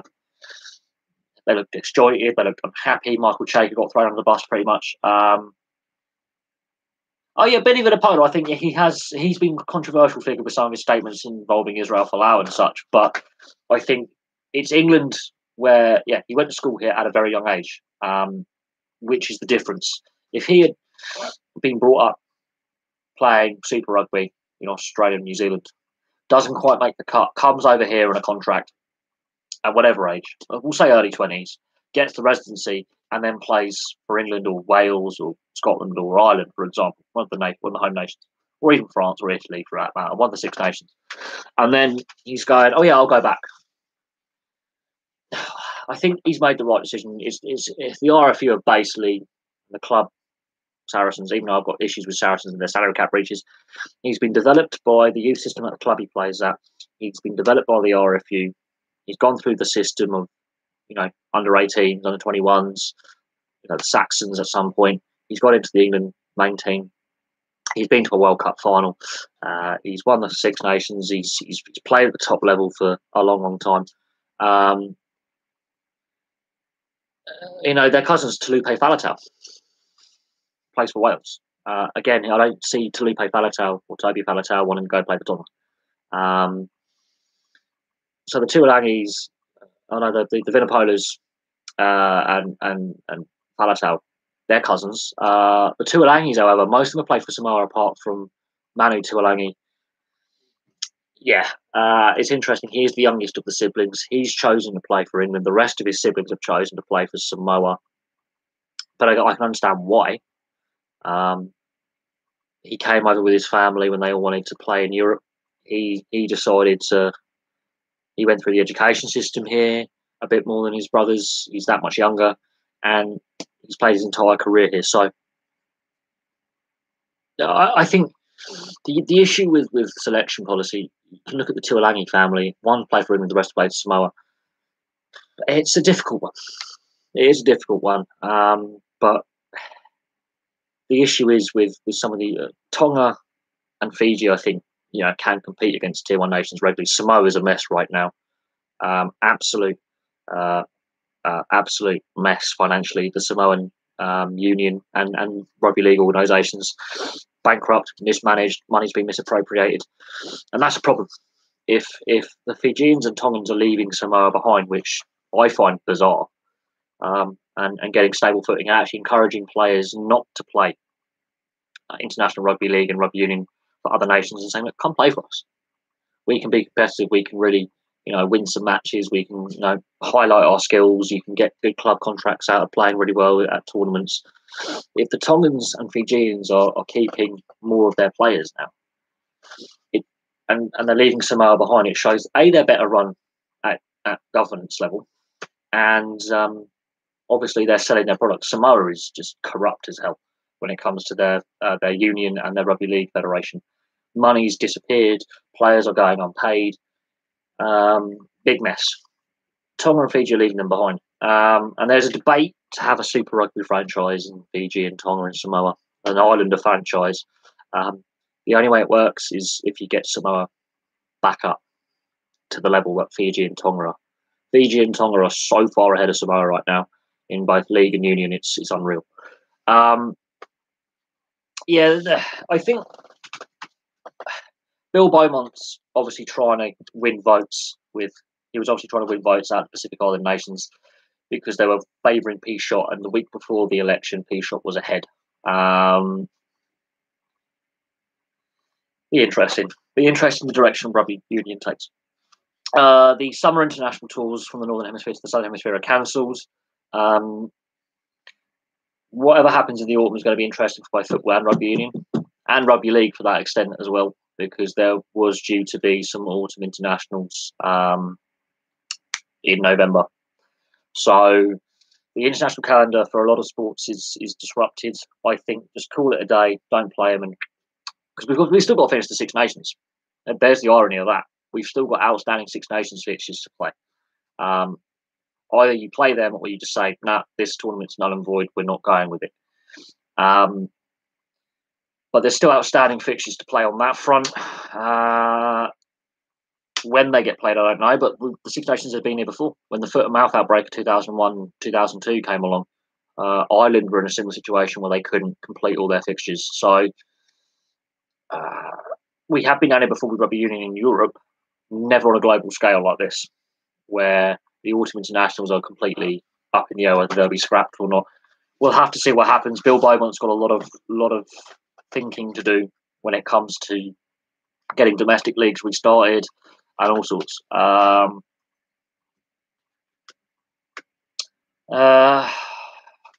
There's been some proposals put on the table. Obviously, England were meant to play Japan this summer. It's an interesting idea, but that means the squads would have to quarantine for 14 days under current guidelines. So they go to Japan, let's say in October. Their base is at Penny Hall Park. Now, where I work, Penny Hall Park is in the area I cover with my refuse collection job. It's in Bagshot. So they're playing Japan. They play the test series in Japan, the tour in Japan in October. There'll be 2 or 3 tests, I would think. There'll be physical tests, there'll be challenging tests. It'll be really interesting to see how far Japan have come, whether they can maintain that growth, and whether England, so the World Cup finalists, are they still the second best team in the world as of the World Cup last year? It'd be a good marker for both teams. Okay, good marker. Problem you then have is they're going to have to fly back to Penny Hill, quarantine for 2 weeks, so they can't play any games, can't do any training matches, anything like that. Then they got to go to Italy, and probably there'll be quarantine rules there. Logistically, it's just going to be a shambles. There is quarantine periods now. That is just not sustainable. If you were staying in country, like the NRL, for example, they've moved the entire New Zealand Warriors team 6 months to Australia in quarantine. You can do it. Play at a neutral venue and play every day. But the problem is travel. The quarantine phases, it does vary from country to country. We're looking at a 2-week period per quarantine. We'll go with that as a rough thing. So Japan, 2 weeks. Then you play the games internally in Japan, so you have to get the bullet train and ferries rather than fly. Then you have to fly from Japan back to the UK, most likely, back to Penny Hill Park, their training base, 2-week quarantine. Then you go to Italy, 2-week quarantine. Then you come back from Italy, 2-week quarantine. It's going to be a shambles for the clubs that need those players to play for them. And it poses headaches on the logistics front because these players will not be allowed near their families for 2 months. That's 8 weeks, 9 weeks. Whether they'll agree to that is another thing. You have to get the players on side. If you cannot get, players on side, you can't play games. And then you look at what the NRL have done. They've managed to get players on side saying, look, we will look at, possibly getting you to some, getting to see your families, etc., etc. We're going to try and quarantine as much as possible, but the Warriors had to sign up to play for 6 months, play the rest of the season for 6 months without seeing their families, pretty much as a basis, and then they work around that. The NRL had to get the players on board to get the 28th of May start date. The NHL has to get the players on board to restart the NHL behind closed doors. Major League Baseball doesn't look like they are getting the players on board. We could see a player strike or a lockout. The NBA, the MLS, the NFL, they have to get their playing groups on board, and the players' unions in the US and Canada have a lot of say. They can go on strike quite easily. Ironically, the most capitalist society in the world has the most socialist sports system in the world, in my eyes. If you can't get the players on board, project restart of any league cannot start. So I think one of the reasons why League Two called it a day and why League One is divided is that I don't think they can get the players on board. Players aren't paid a lot anyway. A lot of them have been furloughed. And to get a project restart, you're going to have to quarantine the players for 2 weeks because they're coming into a club environment. You would then have to do training behind closed doors. And suddenly you've got to find money to pay them when you've got no fans in attendance. I think League Two, a lot of it was to do with the players going, well, we've been furloughed and quarantined for 3 months. We're not playing. You can't guarantee our safety. The infrastructure isn't there. League One, the clubs are divided on what to do. Only 6 clubs are publicly open to returning. And I've covered that in a video. I'm not going to go through it again. I know Portsmouth and Ipswich, 2 of the clubs. Fleetwood are in there. Oxford United. I think there's who else? Ipswich Town. Sunderland. There's 6 clubs in League One that are open publicly to restarting. The rest of the clubs are uncertain. There's a meeting tomorrow. The Championship, there seems to be more clubs joining the calls to just call the season. Premier League, there is no unity in the Premier League, and the PFA. The PFA is basically more at the Premier League clubs and the Championship clubs for 2.5 months, it seems, over wage deferrals and wage cuts. There is a lack of trust between the PFA and the Premier League, the PFA and the EFL. There is definitely a lack of trust there. They're butting heads. Playing squads and clubs have had their own private meetings away from the official PFA league meetings. And we know you have to get the players on board in order for Project Restart to work. And there are growing calls from players going, I'm not happy to play just yet. And the longer it goes on, the harder it gets to restart by the provisional restart date of the 12th or the 19th, the second choice. The later they leave it, the more likely it is that they can't finish the season in time. The Champions League, Europa League and FA Cups get played in August. And that's when UEFA and the FA want to play their cup competitions. So the longer you leave it, the more difficult it becomes to factor them in. UEFA have flip-flopped on the idea about European club football. They're saying it's an indefinite shutdown of the transcontinental club competition. Now they're trying to schedule it for August. They could have to force themselves. The whole thing is a shambles, quite frankly. there seems to be a lack of trust between the players and the clubs. Other sports, however, there seems to be a little bit more positivity from the players, and at least in constructive talks about how to restart.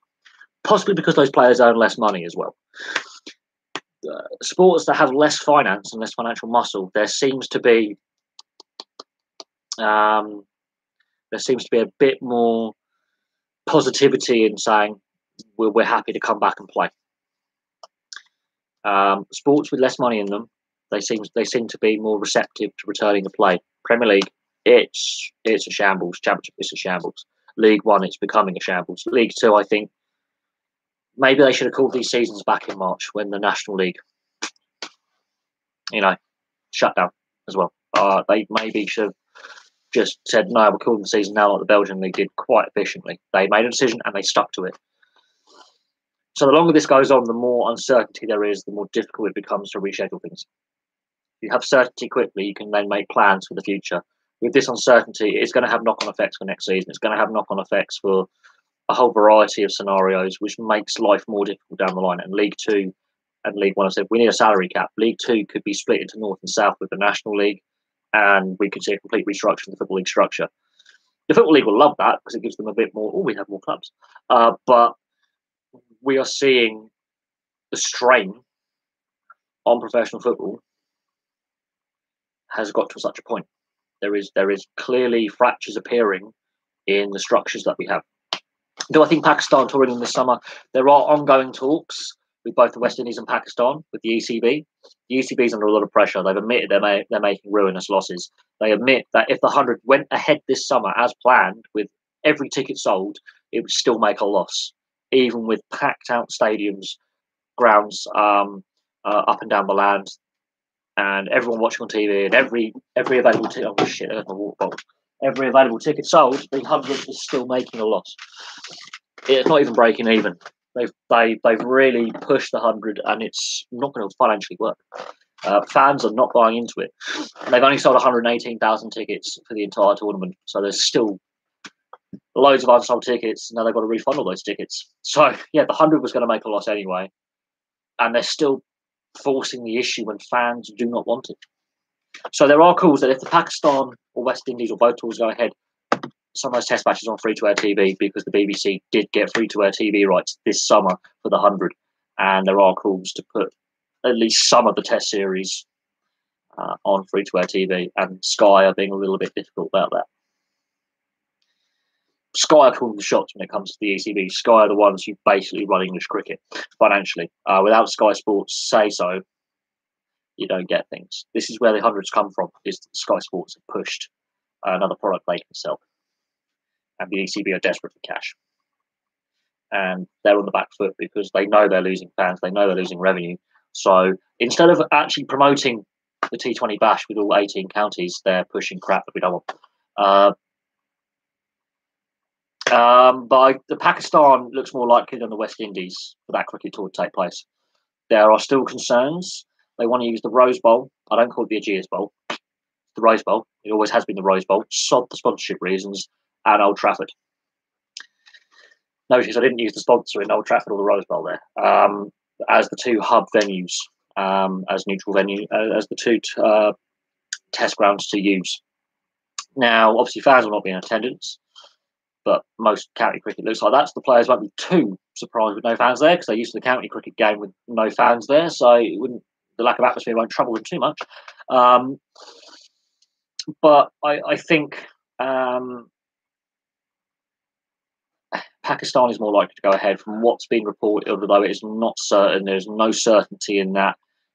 Discussions are ongoing between the Pakistan Cricket Board and the English Cricket Board over getting agreement for the tour to go ahead. The West Indies are starting to be uncertain and raise a lot of questions, and rightly so, because especially look at the Black and Asian ethnic groups.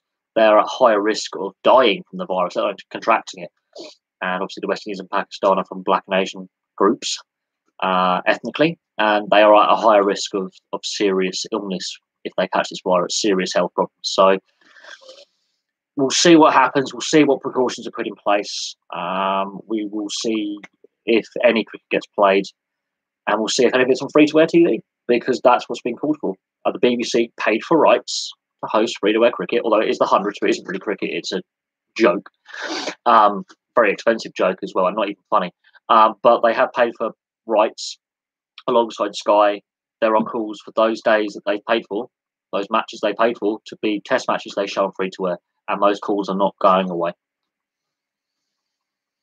Did I ask any of the football yesterday? Did I watch any football yesterday? No. Even BT. I looked on BT Sports YouTube page. No free-to-air stream. They haven't agreed to any yet. The Bundesliga, it's overseas TV rights, so it wasn't going to happen anyway. But there are growing calls for free streams, free-to-air YouTube. Growing calls, and I think going forward, we are going to see growing calls for more domestic sport on free-to-air and on free streams as well. Most likely YouTube. There are growing calls daily, and I've discussed how I think subscription sports models flawed, how I don't like pay-per-view boxing and MMA and things like that. Why would you pay for a sports subscription to a channel which is still filled with adverts, and then you have to pay another subscription just to watch 30 seconds of boxing? Well, I can't. I'm not a BT Sport customer, and I think BT as a company are pretty shocking, to be fair. Since I've had my mobile phone contract with EE, my bill has gone up 3 times in just over a year. And since I've been an EE customer on the internet, my bill's gone up as well. And I was told when I signed up for it, that wouldn't happen. There'd be no price hike in your first 18 months until you renew your second contract. So I've had 4 price hikes, and I've told them, you hike me again, I will ask for my code and I will be transferring supplier. And yeah.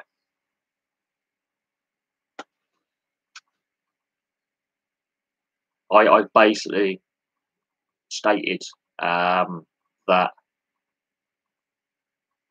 Well, I've basically said I've had enough of the price hikes. On the phone to them, their customer service said, "How did you find yourself with shit?"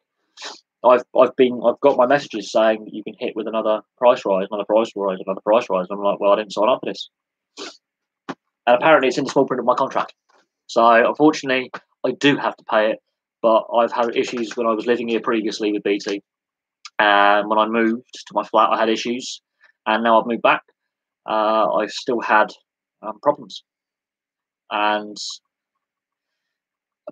my bill is basically propping up BT Sport because it's losing money, and I've regularly questioned the reasoning behind why a mobile phone and internet and landline company should have a TV on, which Comcast is the same in the US, and their service is shit, and I don't see why I should have to faff around online when just put it on YouTube. You've got a YouTube channel where you show the Champions League and Europa League final for free on a shit stream, by the way. And you've got Jake Humphrey, so you might have to mute it when he talks. And then you've got Robbie Savage commentating. And Robbie Savage is funny, but not as a commentator. So you basically mute the sound, which is frustrating because I like listening to commentary sometimes.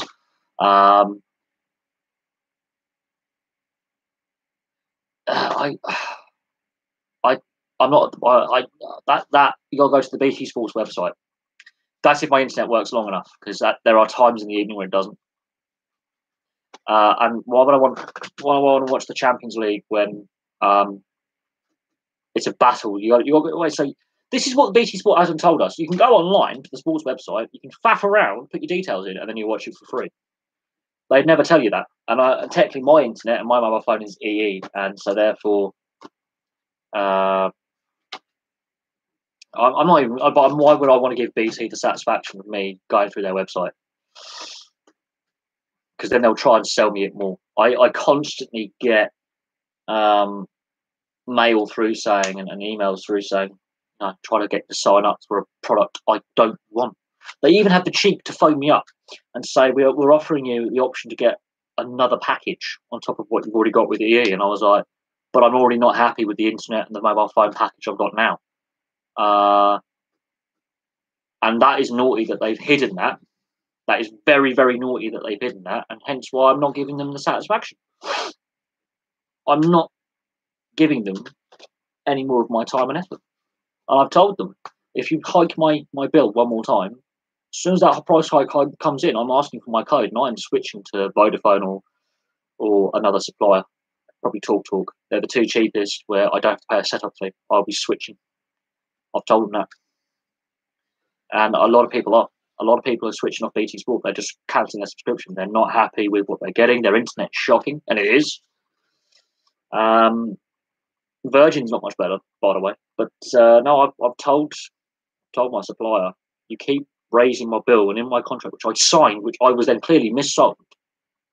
I was clearly missold the product, saying you will get no price hikes in the first 18 months. I've had 4. And I'm sorry, that for me, why should I then have to go through this, go to their website, faff around and try and find a shit online stream because it's BT. So it will kill my megabits. Because apparently I'm on the best package with my family. They pay for that, not me. And why should I have to struggle through to then have poor quality download speed? Because it will kill. It will absolutely hammer me on viewing. I won't be able to watch it full HD. It will be pixelated to hell. It'll be basically a blur. And listen to Jake Humphrey and Robbie Savage, because I'd rather, and Steve McManaman, who talks a load of shit. Why do I want to listen to that for 2 hours? I'd rather shoot myself in the foot with a rusty nail from a buggered old nail gun and make sure I gave myself a slow, painful death with rust poisoning. I'd rather, inject myself with polonium from a sushi bar in Soho and have all my hair drop out. I'd rather give myself botulism. Oh yes, botulism. That's the way to go. The most powerful toxin known to man. Oh look, I only moved back home 5 days before the lockdown. I've literally, the last 2 months, I literally moved back 2 months ago, and I missed the lockdown by like 5 days, a week before the lockdown was enforced. I moved back. I personally, yeah, I'm not giving BT the satisfaction. Same with Sky. I was debating Sky a few years back, and then yeah, I worked out what. Then the News of the World scandal really kicked in, and obviously Murdoch had BCYB at the time, or had more stake in it. He still has a stake in BCYB now, even though Comcast is the majority stakeholder. As soon as the news, I mean, I'm an ex-media student, so I know what goes on with media rights and stuff like that. I've actually studied it. I was tempted to get Sky for the NRL, which I can now get on the Watch NRL website for a hell of a lot less. Works out at £12 a month. I think I'm going to be paying for the yearly subscription of 120 quid rather than 30, 40 quid a month on Sky. So I've already found a cheaper alternative from Australia, by the way, for a hell of a lot less. So I can watch every NRL game at my leisure when I want to. So yeah, I know the live games are at 3 o'clock in the morning, but I can wake up on a Saturday morning and watch some of the games. I can, so I won't miss most. I will be able to watch most of the games live anyway. So I'm pretty happy with that. And I'm going to be signing up for that on the 28th when the league restarts. I get to watch every game for 120 quid a year.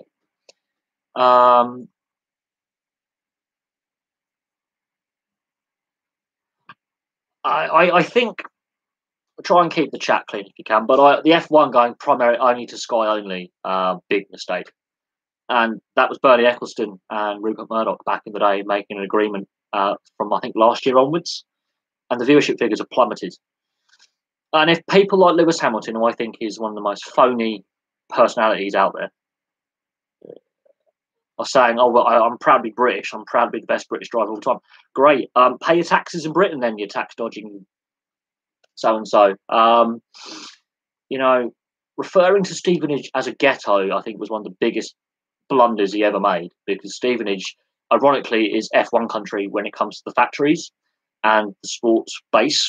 A lot of the teams are based in Hertfordshire and Bedfordshire and around the home guide. Woking is in the home counties in Surrey. A lot of the F1 teams have their factories and their research and development in the home counties around London. Calling basically the home counties a ghetto Firstly, yeah, Stevenage is a boring new town. I live in Bracknell. It's pretty dull. There's not a lot going on here, really. But it's F1 country. We used to have the Honda F1 factory literally a 5-minute walk from my house. I used to see the Super Aguri and BAR Honda teams load up their cars and then drive past my sixth form college. You know, and you know, Jensen Button used to stop the truck outside the college that I was at and sign autographs for everyone. They used to happen every day for 3 years. Then Super Aguri and BAR Honda left the sport. And Honda left the sport for a while. And now Honda then joined up with McLaren. McLaren factories in Woking. But F1 has had an impact locally for years. Stevenage is part of the F1 Greater Home Counties, Southeast, where a lot of Southeast and the Midlands, where a lot of the teams are based.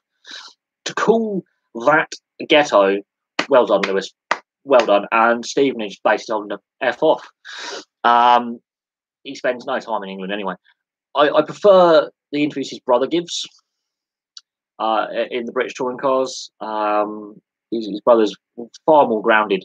Obviously not successful, but his brother disabled and drives at a pretty high level in a national championship and has done so with disability, and he doesn't let that disability stop him. Yeah, he's not very successful. He's a midfield runner at best, but he does pretty well for himself. And actually, he's a lot more open with the media. Doesn't let his disability use that as a card, saying, "Oh no, I should get special treatment." Nothing to do with that. He's mixed race heritage. He doesn't do anything about that. He wants to earn his money. He wants to do it on his own ability, and yeah, he's pretty decent. He likes bashing body panels in the British touring cars. Hamilton is just he's a narcissist. He's pretending he's this gangster ghetto. He's not a blood. He's not a crypt. If he was the guy down Compton in LA, he will be robbed at the first opportunity.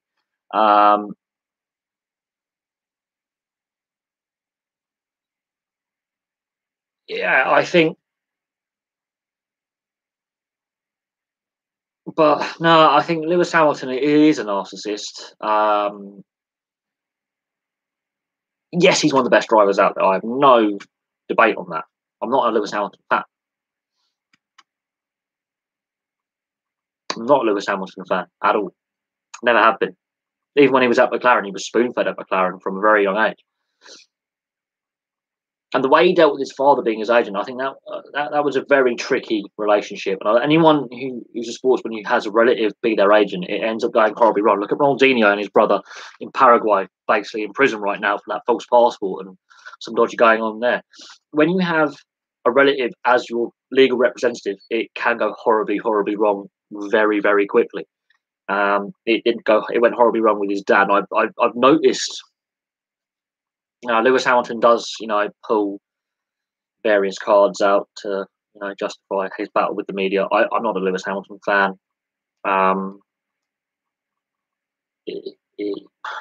Talented driver, yes. One of the best drivers of all time. You have to look at the era he's racing in, but you look at the wins ratio, look at the amount of titles he's got. Yeah, facts speak for themselves. Me, I don't like him. And when I say I don't like him, people go, "Oh, you must be racist." No, I don't like him because he's a prick. Colour of his skin's got nothing to do with it. Colour of his personality. That's what matters to me. I couldn't do a toss if he was Chinese, Japanese, Hispanic, white, black. It's the colour of his personality. The colour of his skin has got nothing to do with it. He's mixed race anyway. He's got a white mum and a black dad. Big deal. He's a mixed race middle class lad from Stevenage. I know quite a few of them actually. I've got quite a few of my mates who are mixed race middle class lads from Berkshire, Surrey, that I hang out with on a daily basis.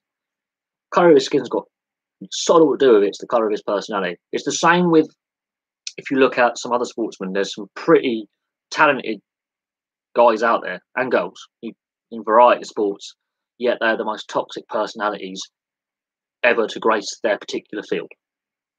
I cannot. Isn't Baeva the pole vaulter? Best pole vaulter in women's athletics. Absolutely vile homophobe. Can't stand her. Best pole vaulter ever. Multiple world records. Breaks her own world record daily basis. Rampant homophobe. Not on my top 10 like list. You could look at a whole host of players. Ron Atkinson, his knowledge of the game of football, brilliant. Rampant racist. Got no time for him.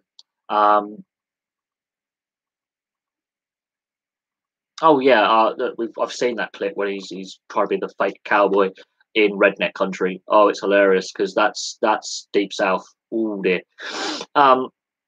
Yeah, no, there are some pretty vacuous. You know, I'm trying to think of some other examples of some sports stars who are pretty vile when it comes to their personality, and they're not well liked. Um, you could look at a whole host of football players. Brilliant on the pitch, absolute toxic individuals off it. I mean, Roy Keane is one who sticks out for me as a player. What he did on the field, I love that spite. I love that anger and that hatred off the field. Can't stand him. Can't stand him as a commentator. Couldn't stand him as a manager. Can't stand him as a pundit. Pretty much a grade A arsehole. Quite frankly, there are quite a few. I mean, motorcycle racing. It seems that if you're Spanish, you get favourable treatment. And the Rossi Gibernau rivalry was pretty good. They hated each other. They still don't like each other to this day because there was one incident. I think was it Valencia? I can't remember if it was one of the Spanish tracks where Rossi punted off Gibernau and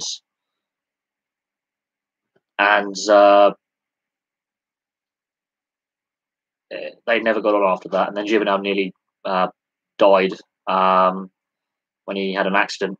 I forget where he flipped the bike and he landed on his neck and he nearly died. And it sort of tempered a little bit. Simoncelli and Dovizioso hated each other as well. And obviously Simoncelli passed away, which changed things. And then Dovizioso said, I may not like this guy, but I'm actually going to miss hating him.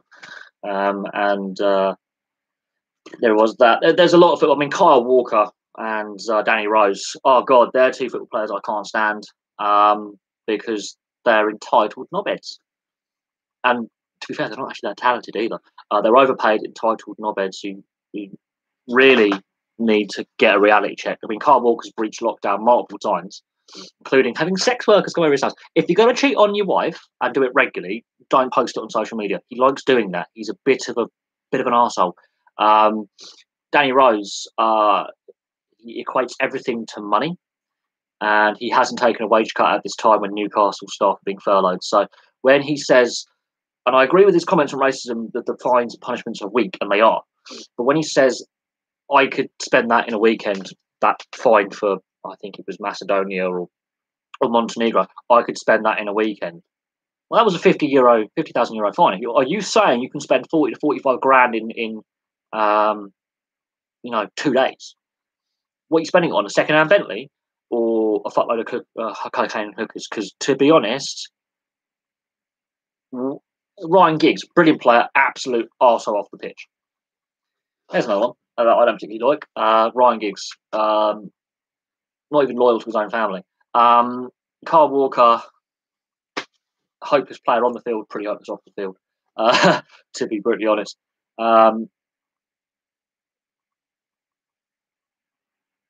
If a man does not have sauce, then he is lost. But if the same man can get lost in the sauce, look, Kyle Walker, he is not a great role model for young kids, especially young kids from working class, mixed race backgrounds who face a lot of hurdles in their way. Danny Rose is not a great role model for young black men because he doesn't live in the reality of what young black men face, which is higher unemployment rates, difficulty in education, difficulty in getting on the property ladder, difficulty in getting a stable income. He's living in a bubble. I do agree with his comments on racism and the issues there, yes. Where it goes wrong is when he equates it to the amount of money he can earn and spend in a weekend. That's the wrong role model to have. Yeah, you can. These guys need to be upstanding role models. And this is where players like Ian Wright, ex-player like Ian Wright, for example, are pretty good in that regard. Had issues with the police when he was young, when he was playing non-league. Had his driving license taken away from him, faced going in and out of prison, found football, ended up turning his life around. At the end of the day, Ian Wright, I think, is a better role model for the community he comes from, a mixed race or black community, than Carl Walker or Danny Rose ever will be. I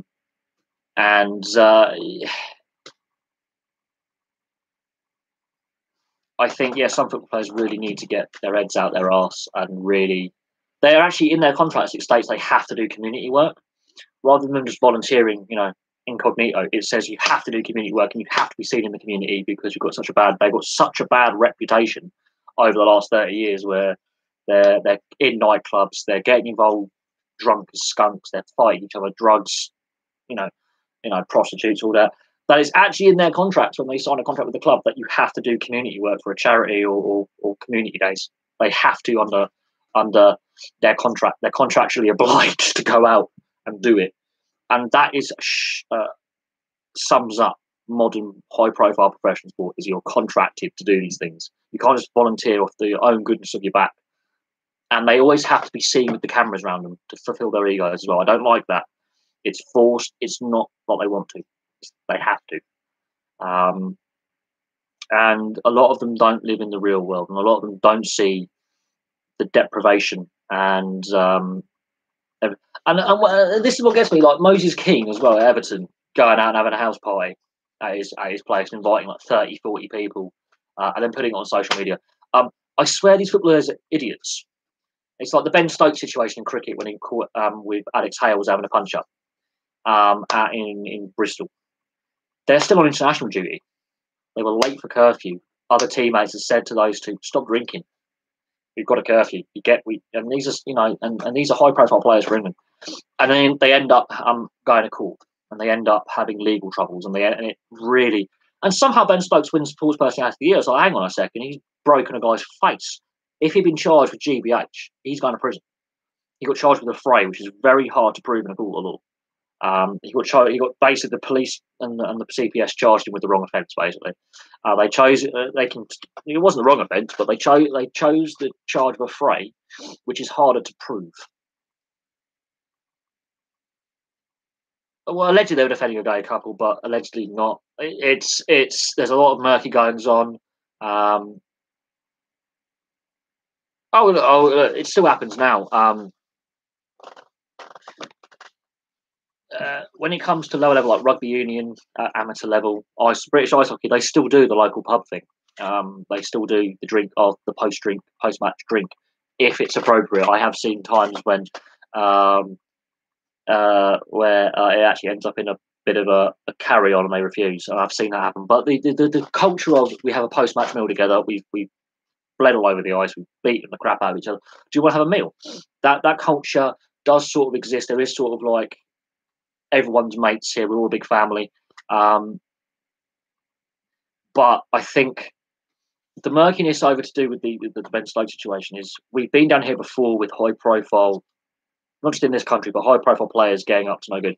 There's 2 NFL players facing armed robbery charges right now. So during this lockdown, it's not just high professional European football players. You do have high profile athletes in a variety of sports.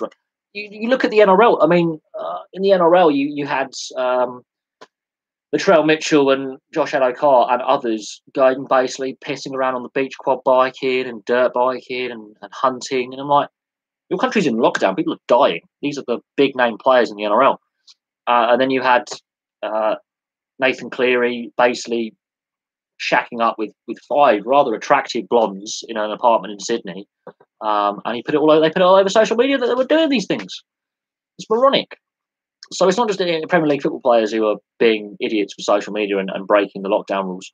There's a whole host of high-profile sportsmen and women all over the world doing it. In America, 2 NFL players have been charged with armed robbery.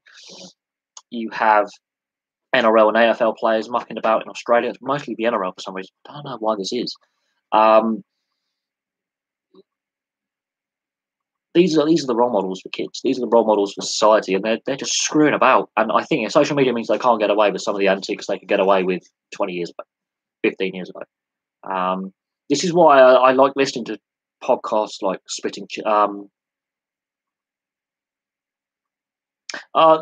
Yeah, I've heard rumours that there were more players misbehaving. Um, we know Jack Grealish crashed his car into his mate's car in Solihull in Birmingham, being at a big barbecue party thing, getting a bit drunk.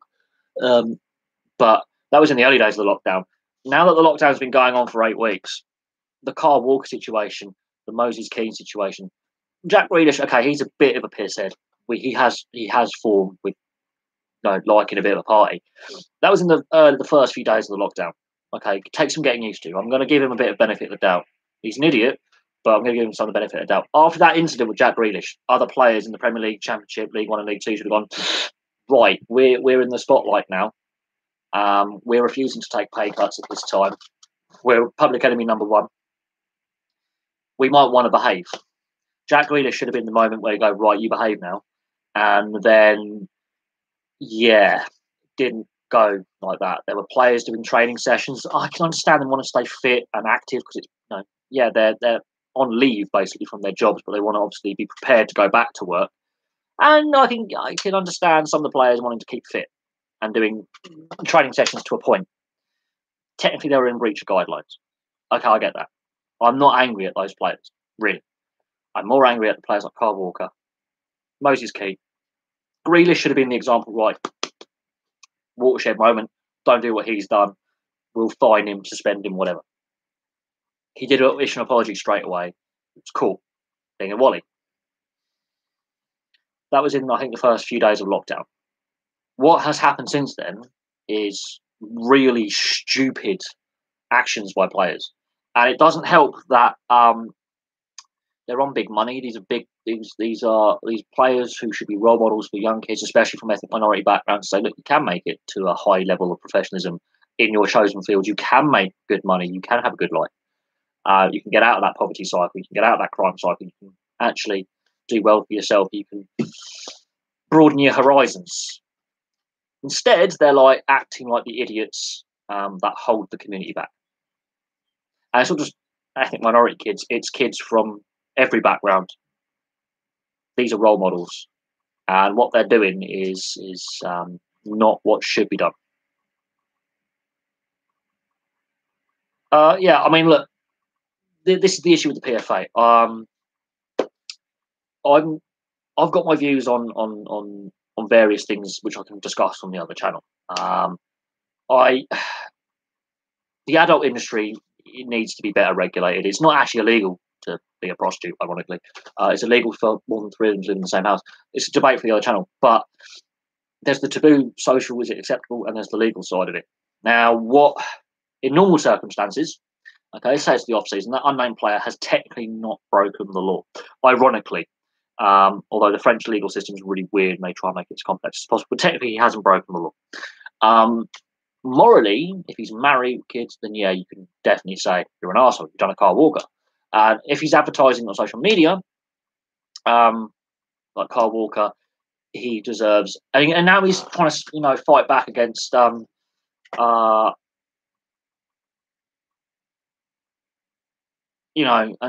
Walker saying he feels persecuted on social media. Well, don't be a bellend and put your illegal antics on social media. And the fact you are cheating on your partner, and the fact you are a pretty slimy individual on a social level. This is where I think you're just an asshole. Dan Bullis, yeah, I know that in some other sports, some of these. I think in athletics, I think someone's gone back to teaching. There's a rugby league player who's gone back into teaching. Rugby union players have done it. Ice hockey players. This is where footballers can learn a thing or two. I mean, my mum's having an extension built, and I think a couple of the Bracknell Bees players and Bracknell Hornets players are part of the building firm that are building her extension. And their boss was like, "I'm going to have to furlough these guys because I know that they're semi-pro to pro athletes. This is their second job to supplement their income, keep them fit in the summer. I'm going to have to furlough some of them. I don't want to do it because I'd rather that, yeah, they can still go back to do what they got to do in the autumn, which is their chosen thing. But they were still willing to work in the community and work in construction. This is where football players could learn a thing or two while they're not playing. Is, hey, guess what? You can volunteer down the local school as a PE teacher for those kids that obviously their parents are nurses, police officers, bin men, train drivers, and key workers, and can't take time off work. Has any professional football player from League Two to the Premier League done that? No. Have we seen professional rugby union, rugby league, ice hockey players do it? Yes. Have we seen professional athletes do it? Yes. Have we seen retired sportsmen who might have a career in media do it? Yes.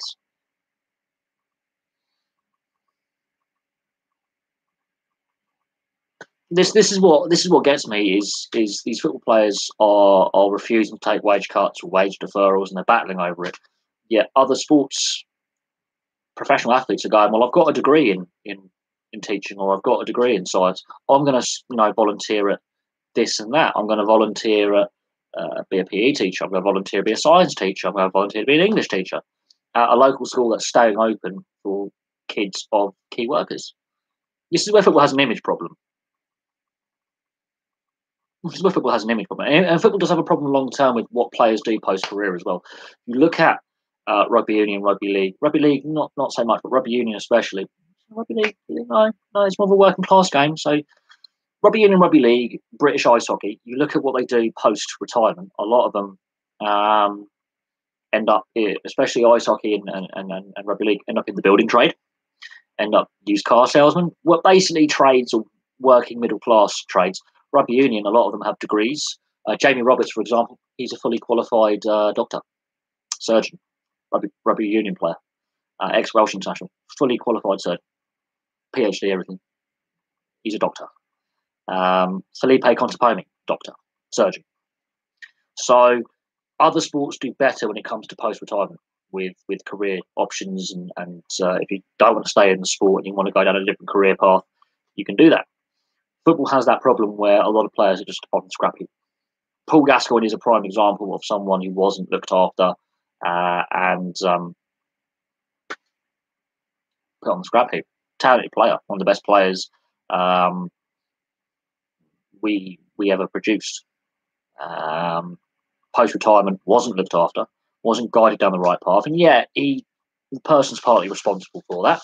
Absolutely, the individual has to take some responsibility for their personal development direction. But football has a problem when it comes to retirement. What happens with these players, especially at the top level? What happens to them? What do they do when they retire?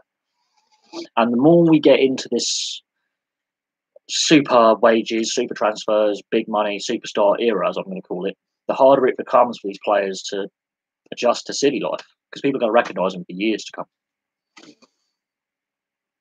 And some ex-players have done very, very well for themselves, who've played at the Premier League level and top European League level. Some have done very, very well for themselves post-football. They've left the sport behind and they've gone into business, and they've done very, very well. Others, not so much. And I always use Paul Gascoigne as a prime example of someone who was let down by football. And yes, he has to take some responsibility for his own actions, but football did let him down as well, massively. And you have to look at his agents, his clubs, those who played with him, those who managed him, and go, did you do enough to guide him down another path rather than what's happened to him? Because the mess that's happened to him is depressing. It is depressing. And on the wage side of things, you can't say put it in a trust fund. They're gonna, there's legal challenges to that. I would say they've overpaid far too much, paid far too much, and you could argue that about Major League Baseball as well. I've got to do a video on why Major League Baseball needs a salary cap. Major League Baseball, out of the major leagues in the US and Canada, doesn't have a salary cap, and that's insane. Absolutely bananas. And this crisis has exposed the lack of salary cap for what it is, because the players aren't taking pay cuts because they have a collective bargaining agreement in place. The owners have to sign up to it as well as the players, and they may argue for 50-50 revenue sharing. Well, in that case, they're going to have to come together with the players' union and say we need a new collective bargaining agreement ASAP, and the players ain't going to agree to that. We could see Major League Baseball go on strike again for how many times have they done that now? Major League Baseball's been on strike so many times I've lost count. And I did a video on the amount of labour unrest in Major League Baseball. It's bizarre. James Madison. Oh, look, James Madison again. Yeah, he's not the first player to be caught doing something he shouldn't. Now he's been sent home early. That's what officially came out in camp. Basically, he was probably in breach of something, and instead of like making a big hoo-ha, I will say he's ill. Now,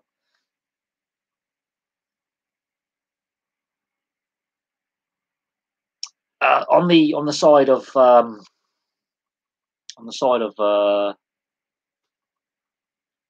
gambling ads, oh my god! Now I'm a big sports fan, obviously, but I also enjoy other things. I enjoy video games and I enjoy history. I've joined this is going to sound really crazy, but I've joined a local metal detecting club online, and I'm saving up with some of my wages for my metal detector and my beach license because I want to go metal detecting. Big fan of that. But here's the adverts I'm seeing. Okay, here's the adverts I am seeing on YouTube aimed at me. A lot of them are gaming related for video games. Okay, I'm an avid gamer in the sense that I'm not casual, but I'm not hardcore. I'm not an e-gamer like that playing esports, but I do have a pretty good video game library, and I want to play video games. I can play Gears of War, the whole Gears of War, for example, Red Dead Redemption, or GTA, or whatever, Assassin's Creed, or whatever game it is that I've got that I want to, do storyline mode, and I'll play a bit of online. Then I might do a few YouTube videos. Now, the adverts I'm seeing. So I'm seeing video game ads. Great. I'm seeing the occasional movie ad. Fine. Absolutely fine. And so there's one channel that I follow that's mostly to do with metal detecting. I'm seeing gambling ads, okay, from Bet365 and Betfair and Ladbrokes. Yeah, I'm name dropping here, on a history channel, okay, because he does metal detecting and history and caving. So I'm seeing like an educational channel being bombarded me with gambling ads. Then I go on the hockey guy, so we've got the Aqua Chigga. So if you watch River Hunters, he's the American guy on that. I'll go and watch the hockey guy. Now he's the NHL guy that I like following. I've sent him a few of my jerseys for his collection. I've sent him a couple of letters. I've sent him a few emails, and we have a good rapport on social media. When I'm watching his channel, again, gambling ads, just incessant. And then I go watch a couple of gaming channels. So there's a couple of gaming channels that I follow. You've got Pixelated Apollo and you've got Lionheart. Now they do some pretty good Total War and Bannerlord playthroughs. And I'm a big fan of those games. Again, you get the games ads. I might get a few metal detecting ads, because of the channels I watch. Again, gambling ads thrown in your face. And I'm just like, I keep clicking the dislike. And I keep writing to Google and YouTube saying, stop bombarding me with this. Stop bombarding me with online casinos, gambling ads. So then you go, you have to go to your settings. There isn't a setting on there. There isn't a setting on your ads preferences for gambling. I would have to take out gaming altogether, because that's what it is. I cannot find the online gambling as an ad. It's not covered by that. And I've gone through all the ads of what I'm interested in. I also like my motorcycles and my motorsport. So I like the rallying and super bikes and motocross. So occasionally I get the occasional motorsport ad and car and motorcycle ad come my way. I don't mind that. But when 80% of the ads in the last week that I have had aimed at me are sports gambling, I'm just ripping my hair out. I'm like, why is this aimed at me? It's because I watch sport. And I'm in the 18 to 30 category, which is what they're aiming at right now. And now with the Bundesliga coming back, the last week I've been bombarded with Bundesliga ads on Bet365 and Betfair and Ladbrokes and William Hill and Coral. And I'm just like, firstly, I don't watch the Bundesliga. Secondly, if I can, I skip the ad or dislike the ad. So I'm telling YouTube, stop bombarding me with this crap. I'm not interested, yet they keep bombarding me with it. So, yeah, the link between sport and gambling is there. And I have got concerns about that. And then you look at snooker. Now, I've noticed on my old algorithms, on the old data, that the Stuart Bingham videos are making a lot of views in the last day or so. A new subscriber, maybe a snooker fan. There is someone watching some of my snooker videos where Stuart Bingham and those other players got caught for gambling and match fixing. And I've mentioned the Hearn family, Eddie and Barry Hearn involvement with snooker. Since they've got heavily involved in expanding the sport and making more ranking events, allegations of corruption and match fixing, and those proven guilty of it, has gone up. And the fact that sport has become so reliant on the gambling revenue is really concerning. And they are trying to change the law on gambling ads. They're trying to change the law on sponsorships, but it is deeply concerning. For me, the amount of gambling ads I am getting bombarded with daily. And it's gone up since the Bundesliga has announced its return. They have gone up. And I am just at a loss about what to do, because I've constantly told YouTube, I don't want this ad. When I get the option to dislike and leave a feedback, I give the feedback saying I don't want this. Yeah, I'm bombarded. I've bought a few scratch cards for the National Lottery because it's what we do at work. When we get occasionally tipped from residents for taking excess waste, or well done kind of thing. We might get the odd $5 or $10. We buy a scratch card here or there. It's not as if we're spending stupid amounts of money, and we've won a bit of money back. So me and my driver, we have we've bought a few scratch cards the last couple of weeks. And I know the National Lottery does support good causes. It's not as if I'm going down to Ladbrokes and I'm betting my life savings on the 330 at Worcester. But I haven't done sports gambling, I'm going to say, for about 6 years. There's the last time I had a bet on the Grand National and the Derby and Cheltenham. About 6 years. Okay, the FA. Now, this is the interesting bit. If he is caught gambling and betting on football, like a Daniel Sturridge or what's his name? He's now playing for Atletico, Kieran Trippier. When it's not betting on matches, it's related to their transfers and insider information, which is insider trading, which if you do on the stock market, you go to prison. Now, Maddison is not betting on himself, like a transfer pending, or on football. The FA can't do sod all. If he is advertising Grosvenor Casino, that is technically not advertising a sports betting company. It's advertising a different form of betting. Casino betting is completely different. So, in that respect, the FA are limited in what they can do. I use Grosvenor Casino as an example, like AAA poker, because they don't have sports gambling associated with their business model, and that's where the FA are toothless. Now, there's no problem with gambling as such, as long as it's reasonable and responsible. I used to play in a poker league, so it would be hypocritical of me to say don't gamble. I don't like sports gambling. Poker, on the other hand, it can be quite lucrative and you can make a lot of money and get a lot of sponsorship out of it. So it's a difficult one. It's a grey area, I know. But if Maddison wants to go down and play a bit of blackjack and a bit of poker at the local casino, I have no problem with that. I really don't. As long as it's not affecting his play on the field and he hasn't got an addiction to it, he's just having a bit of social activity, I have no problem with that. I mean, crikey, he could become a professional poker player and make a good career out of it post-football. So I have no problem with that as such. It's when you start getting into the sports gambling and betting on football, that's the grey area. This is where Sturridge and Trippier are a fine line, and we've seen Chopra back in the day, former Cardiff and Newcastle player, get involved with some very nasty organised criminals that he owed money to. We've seen other players have issues. It's a known problem. And when we're talking about sports betting rather than casino, it's different. There are betting limits in casinos that are rigorously enforced. The casino wants to make its money. And if you run out of money, you can't play. So there are rules in place in casinos to limit the amount you, the punter, can lose in this country. US, it's different. You can bet the farm and win the whole bloody lot. But I think for me, it's a grey area because he's not gambling on sport. He's just playing a bit of poker. He's of the legal age to do so, because there are some players who, because I think to play in a casino league, I think he'll probably be 21. He's over that legal age to do so. He's not breaking any FA rules. He's doing it in a social aspect because he's not on club or international duty.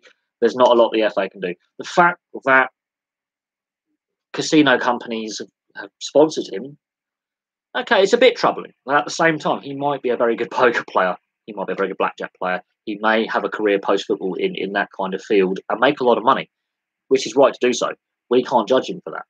I do think, yes, if he had an issue with sports betting, I think, yeah, we may have a different conversation. It's a grey area, though, I do admit. I'm not knocking him. If there is an issue there, I think, yeah, with social media and investigative media, I think it would be kind of obvious if he had a gambling problem, because I think his form would definitely, fall apart. Or he would massively fluctuate. His form's pretty good for Leicester. He's a pretty good player.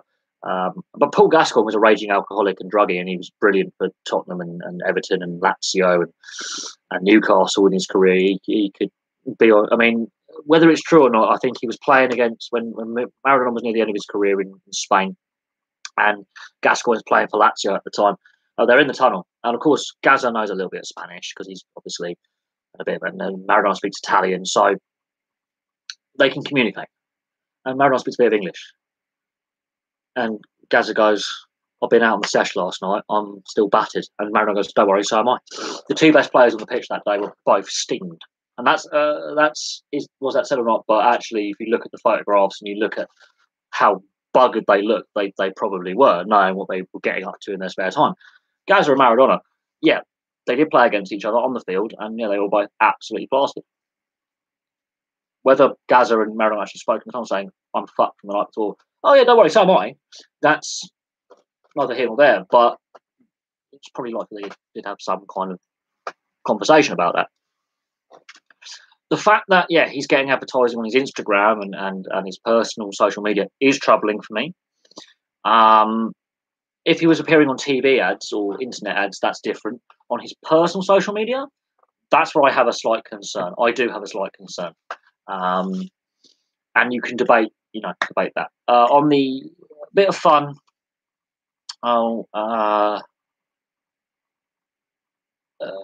one sport to watch and follow. Well, I've already discussed, obviously, my favourite sports and what I like in what order on a previous video, and I think that's might have to change and update that, what my favourite sports are in 2020. It'll probably be rugby league, the NRL, or the NHL, most likely. Or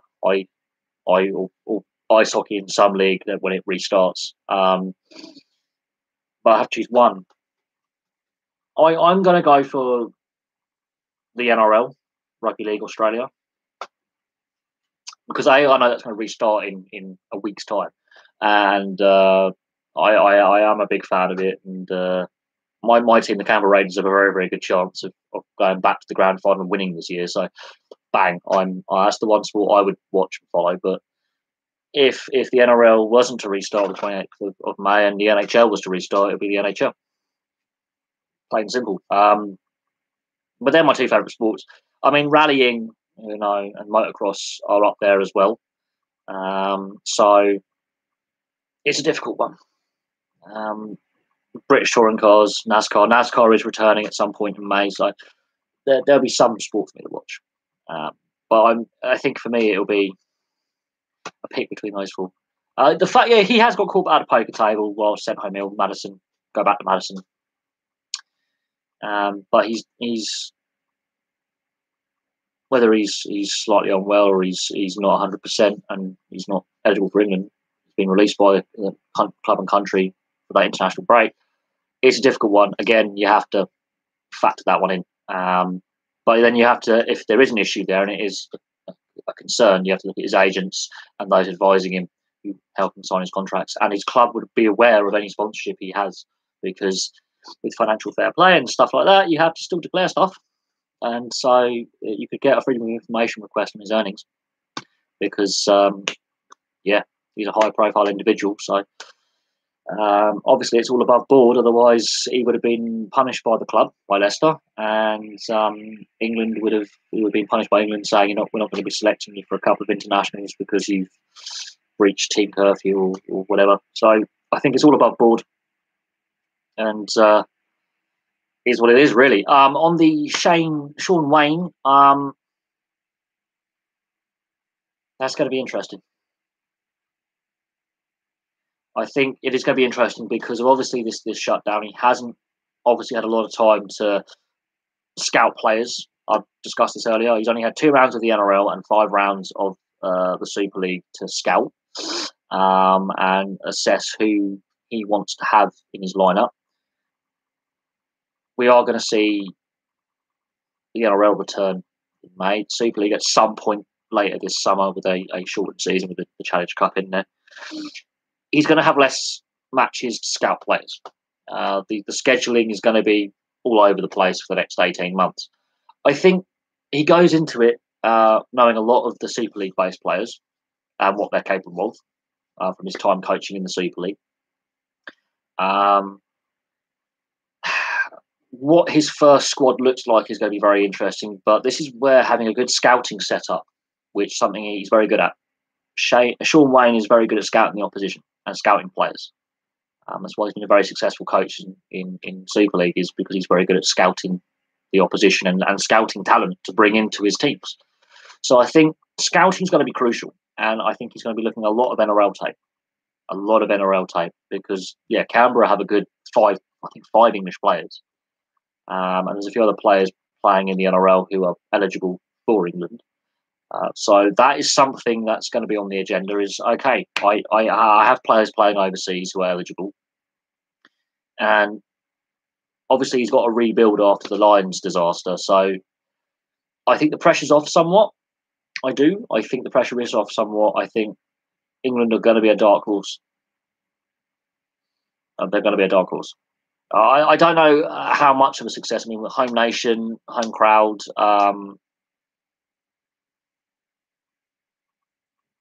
I think I think a lot of the mercenary players that Wayne Bennett had in the squad are going to be cold. I think he's going to go back with those who are very passionate about nation of origin, wanting to play, and I think you're going to see very similar to the squad in 2017.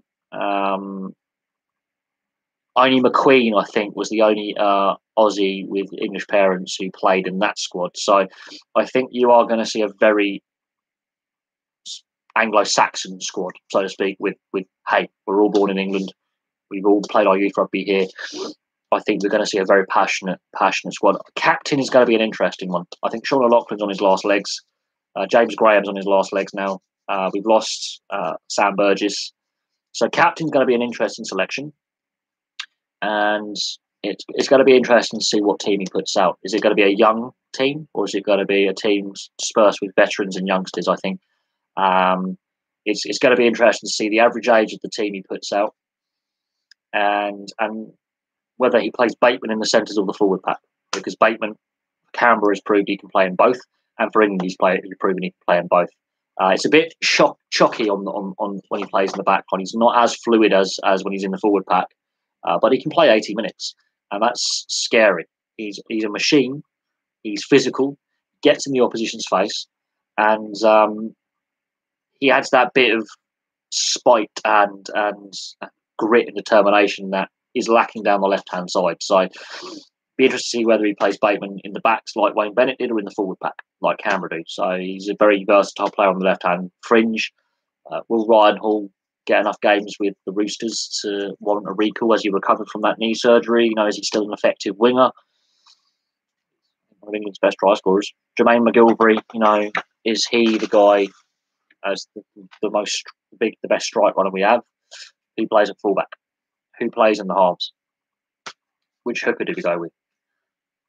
These are questions he's got to answer. Does he go with a younger squad who will, be much like Southgate with England at the World Cup a couple of years ago, go with the youngest squad we've ever taken to a World Cup? Or does he go with a mix of experienced veterans and youngsters and a good sprinkling of both?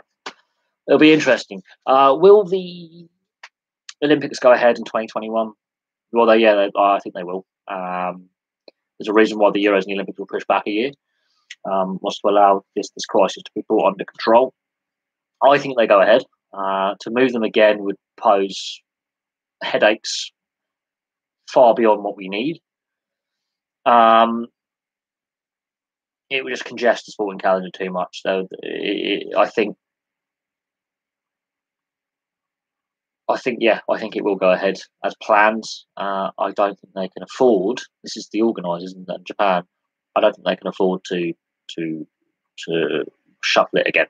Same with the Euros. They can't afford to shuffle it again because then it will clash with the World Cup.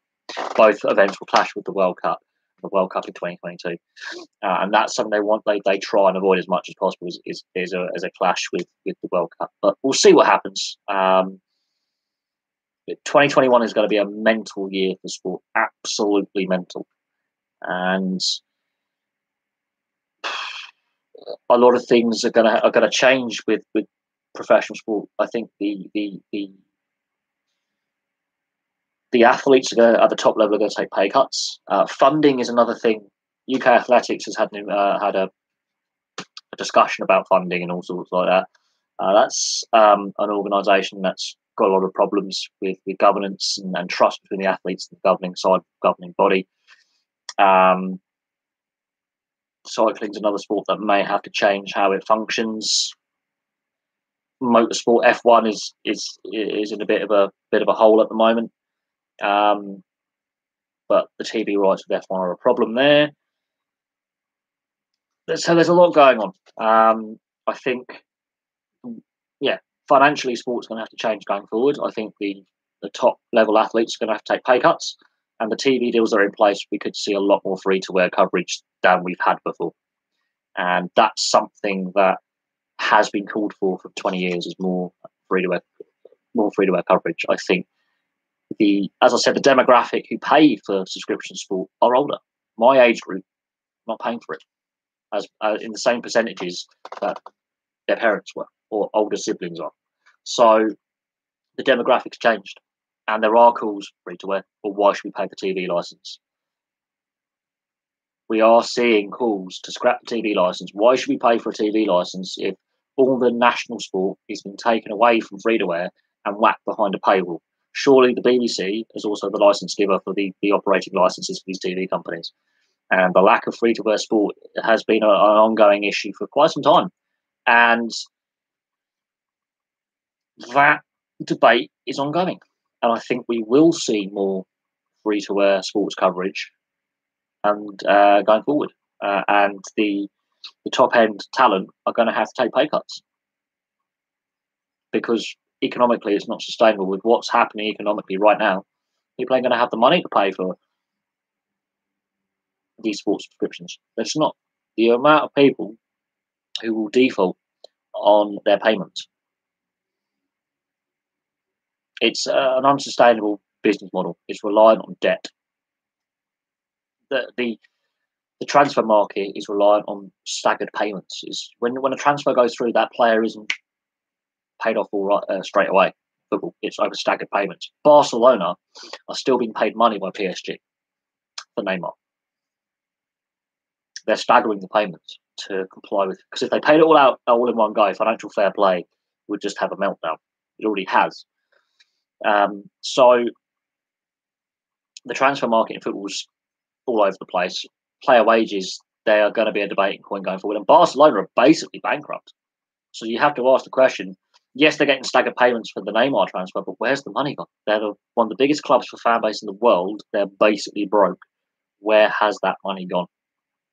Clearly, player wages. Do I love The Simpsons? I don't watch The Simpsons anymore, and that's not even a sports question. So, used to. I think I stopped watching The Simpsons about 15 years ago. Haven't looked back. Loved The Simpsons back in the day, not anymore. Do I think fans will be able to attend sports? It's a possibility, and I think the way it becomes a possibility is if everyone has to wear masks in public. Not the players, of course, but fans, because we'll all be right on top of each other. I think, yes, it is a possibility as long as wearing masks in public is made compulsory. and I think that's how you do it. I think the advice, if you're unwell, stay at home, and if you're still one of those vulnerable categories for now, stay at home. But I do think you will be able to attend sports again if masks are made compulsory in public, on public transport, and in big sporting arenas. Make wearing masks compulsory, otherwise it won't work. I think that's what's going to happen until either the virus is eradicated or there's a vaccine or some form of effective medication. That's my personal opinion. Make masks compulsory in public. Just do it. It's a no-brainer for me. Yet there's still that we're not doing it yet. I think that's the only way you can get fans into the stadium. Personally, it means the food and drink concessions. Yeah, you can't have them.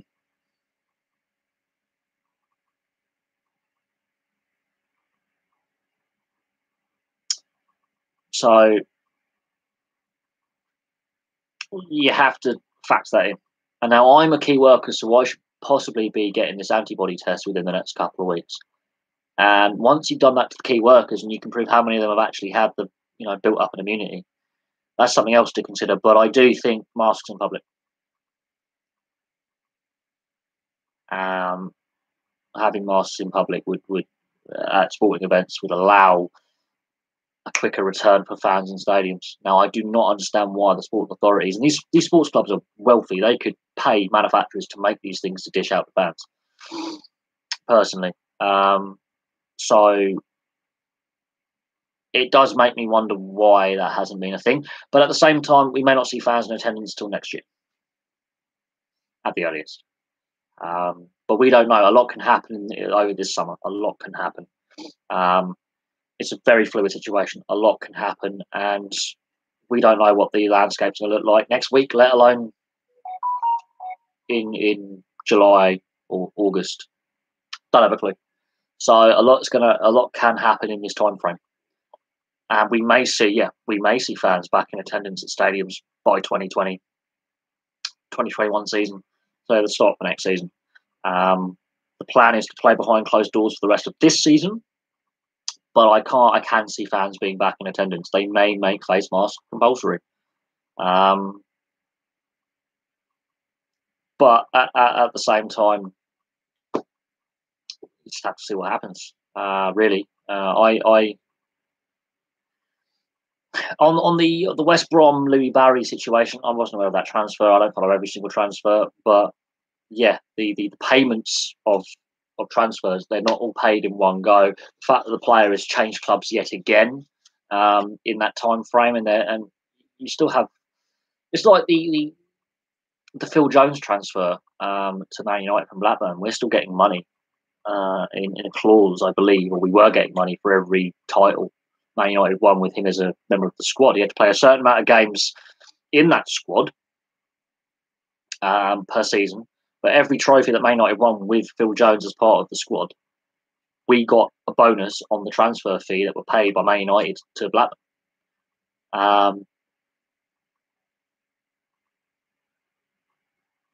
Planet Ice, I don't know. Well, the situation with that building is a problem. We know it's an ongoing issue and has been for several years now, and the situation there is quite concerning. Yeah, they do bag searches. They don't let you bring your own food or drink in. That I find bizarre, absolutely bizarre. And the food and drink available is of a low quality. So, and I've been there, and I have my views on that. And I think, why are you searching people's property?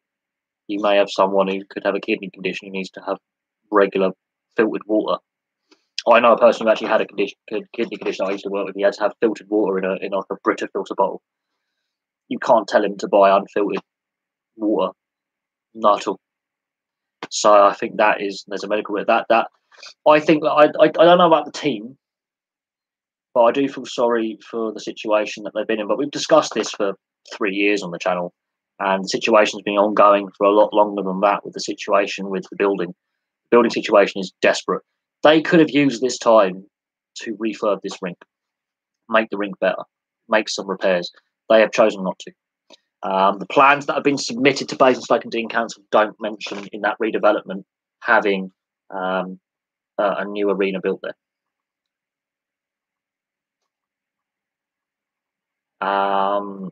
So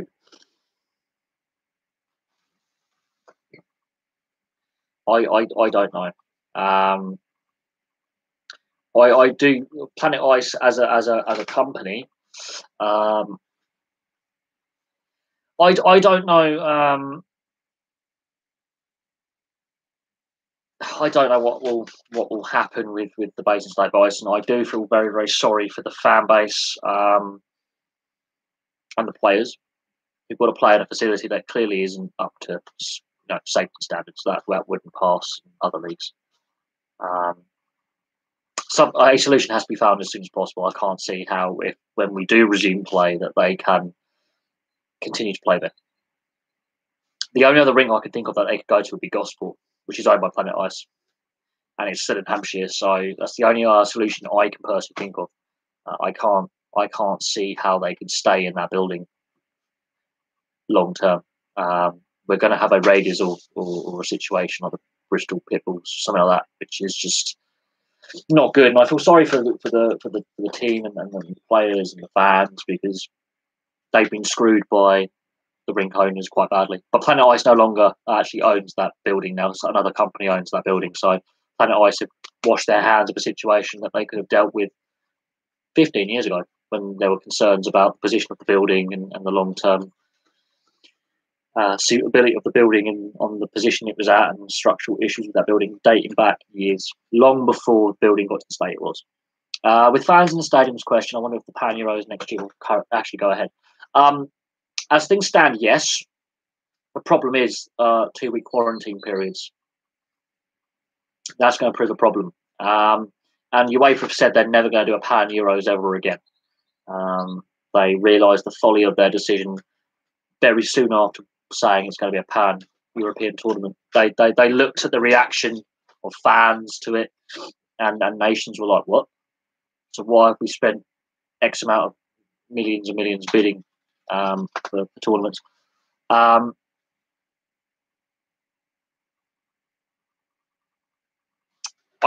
don't know. I don't know if they will go ahead fully as planned. The reaction from fans over the 2 European finals last season as well really stung UEFA. Fans were furious. Now, yes, by the time they award, finals, they award it, quite some time in advance. But at the time that I think 3 years in advance, they work out European finals for champions in Europa League. Not once has a team from Azerbaijan ever really done anything in Europe, and the prices for tickets were obscene, absolutely obscene. It takes 5 days by car to get to Azerbaijan, because flights there's not enough hotels in the city, and yeah, Baku has actually got games in this tournament. I find that farcical that it's a host city, and there are issues with enough hotel spaces. There are issues with fans, and the airport capacity is just not enough to take that many fans coming in one go. So there are massive concerns that, again, UEFA and football has chased the money rather than actually putting the fans at the core of the experience. They've gone, no, we'll take the money. It's not football's Euros, it's UEFA's Euros. Same as it's not football's World Cup, it's FIFA's World Cup. And I think, yeah, with what's happened in the last few months and the situation unfolding, it should have been held in one country. Now, UEFA have shown in the past they can act quickly. Yugoslavia, when the Yugoslavs basically went to war with each other, they were thrown out of the tournament and Denmark brought in without having to qualify. They brought them in very quickly. They've shown before they can think on their feet. We know that there are nations with the infrastructure already there. Spain, France, obviously, England. We've got the infrastructure, stadium-wise at least. Germany. There are nations right now that already have the infrastructure. They don't have multiple time zones. This will be taking place over multiple time zones. The infrastructure is already in place, and for a single nation to host the tournament, whether fans are in attendance is another thing. And then you've got to think of, what about these quarantine rules? Will they still be in place next year? If they are, they have to scrap the idea of a pan-European tournament and just focus on one country and go, right, we're going to have the tournament all in Spain, all in France, all in Germany, all in England, Sweden, whatever country it is they choose. They're going to have to look at, right, this is a bad idea. And they've already admitted it was a bad idea as soon as they went, yeah, we're going to have a pan-European tournament.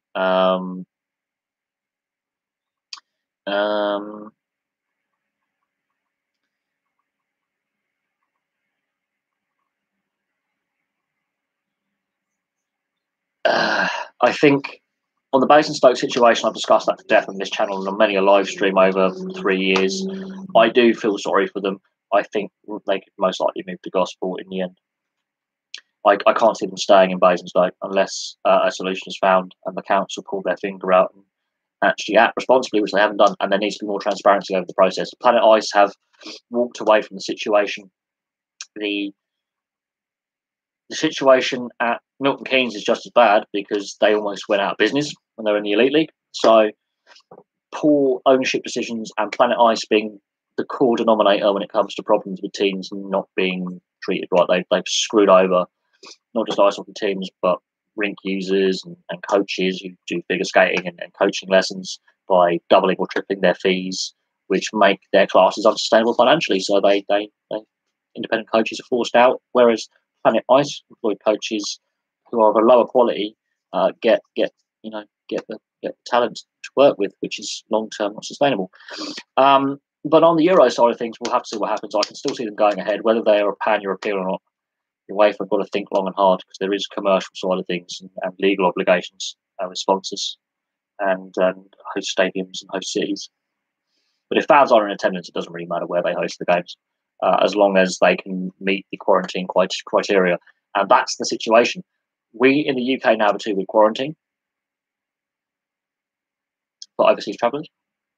So if that's still in place next year and there are games in Wembley, this tournament could take months to complete, realistically. So it does make sense to have the tournament in one country because of quarantine rules. But it's football, so they oh, it's not just FIFA and UEFA. It's every major sport. But yeah, FIFA and UEFA. I mean, UEFA is their biggest member union of continental union, and if UEFA and FIFA are at war, FIFA will lose big time because that's where the wealth of the game is. Overseas investors are buying European clubs. They're not buying into the MLS. They're not buying into the Japanese or the Chinese league. They're buying into European football. That's where they know the history and the money and the silverware is. And if UEFA go to FIFA, you will split. It does create problems down the line for football governance. It does create problems for organising internationals. The UEFA Nations League needs to go, personally. I think that's just adding extra chaos to the already messy international calendar. Get rid of friendlies and just say qualifiers and tournaments, that's it. If you are going to have the Nations Cup, it's international football, should be on free-to-air TV. Sky got the rights to that, which is why I'm not interested in it.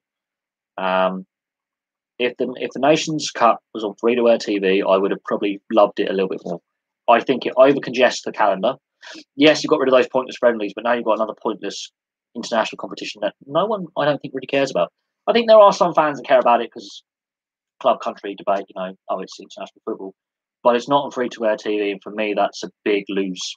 That's a big mistake when it comes to the FA, the Scottish FA, the Welsh FA, and the Irish FAs not saying put it on free-to-air. It's not classed as a category A. It's a brand new international tournament, so it's not classed as a category A sporting event, so it's not on free-to-air TV. And I think that is a mistake, massive mistake. And we are seeing now the debate of TV companies wanting their money back. I think the Nations League is now going to become very pointless. It's now going to become a very expensive exercise for UEFA, and I think it should go. I do think it should go personally. It's a shame, but I think it should go. I think had it been on free to air TV, I think more people would have given a hoot about it. More people would have bought into it. But it's behind a paywall, and again the UEFA taking advantage of the Euros and the World Cup in recent times with increased viewership, not just from the UK but across Europe, have sold more TV rights to overseas broadcasters, which you have to pay to view, and domestic broadcasters, which you have to pay to view, and they're trying to milk the money. Cricket's done this, rugby union's done this. They chase the money, and when the fans go like that, they start panicking a little bit. I personally am not bought into the National League, the Nations League, sorry, because it's not on free to air TV. How can I buy into something when I've got to pay an exorbitant fee to watch something that some executive, who is not a footballing executive, by the way, he's an executive of business, who's probably taken a large amount of drugs off a prostitute's arse, because that's my view on a lot of these ideas with the 100 and the National League the Nations League is, oh, drugs and hookers. Oh, yeah, we'll have another tournament, because it's chasing the money. It is a money-making exercise. It's nothing to do with, you've already got the Euros, you've got the World Cup. And then they go, let's have another international tournament that affects qualification for the World Cup and the Euros, which I scratch my head going, well, what's the point of the qualification tournaments as they are then? You might as well scrap them. The argument was to get rid of pointless friendlies, so you put in another international tournament, which then affects two other international tournaments, which it shouldn't affect, but it does. So if you actually look at what it actually affects, it causes more headaches, because then other teams have to have these playoffs to get in, and then you go, well, if you're trying to say there's too many games being played and fixture congestion, you've just caused more. Football has now become a money-making exercise. So when managers and players are going, team, I need fixture congestion, the fan goes, well, the players are knackered for international tournaments. We're not getting the same quality of international tournament we were getting 20 years ago, which I agree on, by the way. Get rid of the pointless group stage in the Champions League and Europa League. Make it straight knockouts. Teams will play harder, because then you can't take that little team lightly. You have to play 110% against the minnow, because as we've seen in the FA Cup and League Cup, the minnow can upset the big boys, and they do so in increasing regularity, I think you'll find. Because you have the pointless group stage, the second string team get played a lot of the time. Pointless dead rubbers. Players don't put 110%.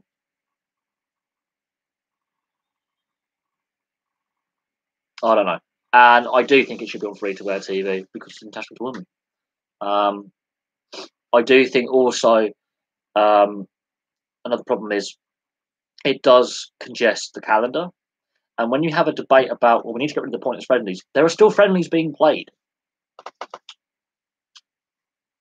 Again, money making. This is what I don't get. So you're saying get rid of the pointless friendlies, so they put in another international competition that is complex in the sense that it affects the other two international competitions that countries play for before you even get to the Confederations Cup, which means you have to win one of all the other international competitions or be hosting one of them to get that. And it does overcomplex things. And then you have the teams that don't quite make the top level, but then they have to play a playoff to get in. So that adds even more games into the calendar. And then you have managers with the club country debate going, well, I'm not releasing this player to play in this tournament or this friendly or this qualifier. And this player suddenly is ill and is sent home. And then you're like, well, what's the point of releasing players for international duty when they're not going to make the squad? Then they're sent back, but then there's an international break, so we're not really training. So it really congests the calendar unnecessarily. And if you're concerned about player welfare, like they are in rugby, where they're saying we've got to limit the amount of games players play now. We've got to limit in rugby union. They're limited to how many games they can play.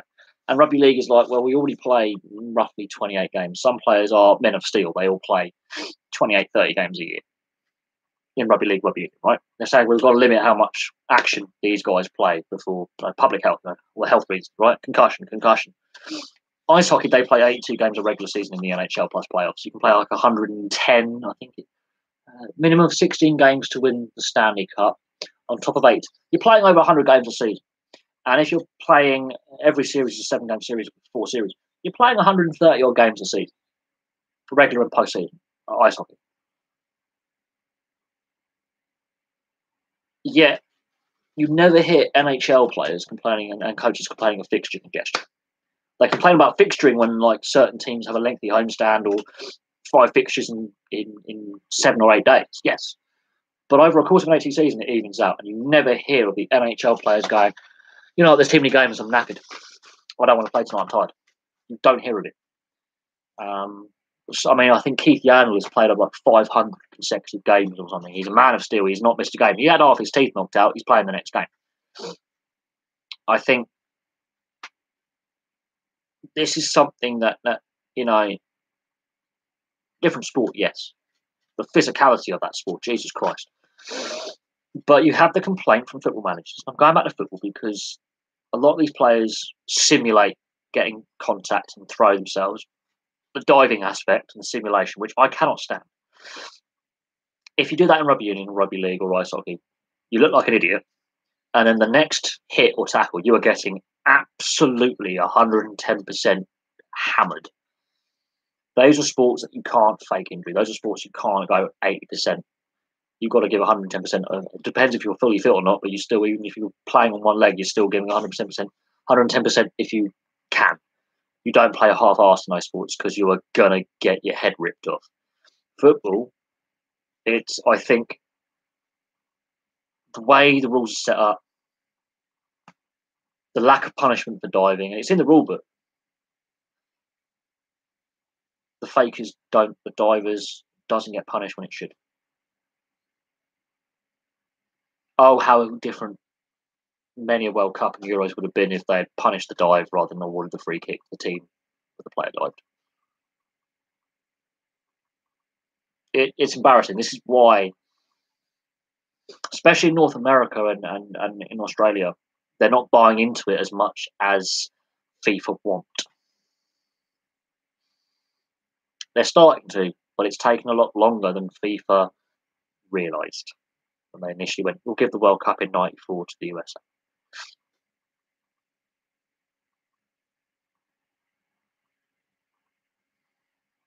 You know, and when you have the debate about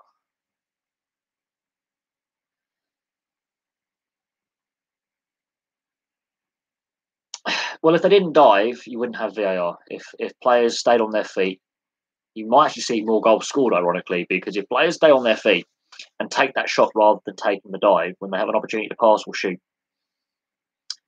you may actually see more goals, ironically. I don't get it when you're in an advantageous position anyway and you throw yourself.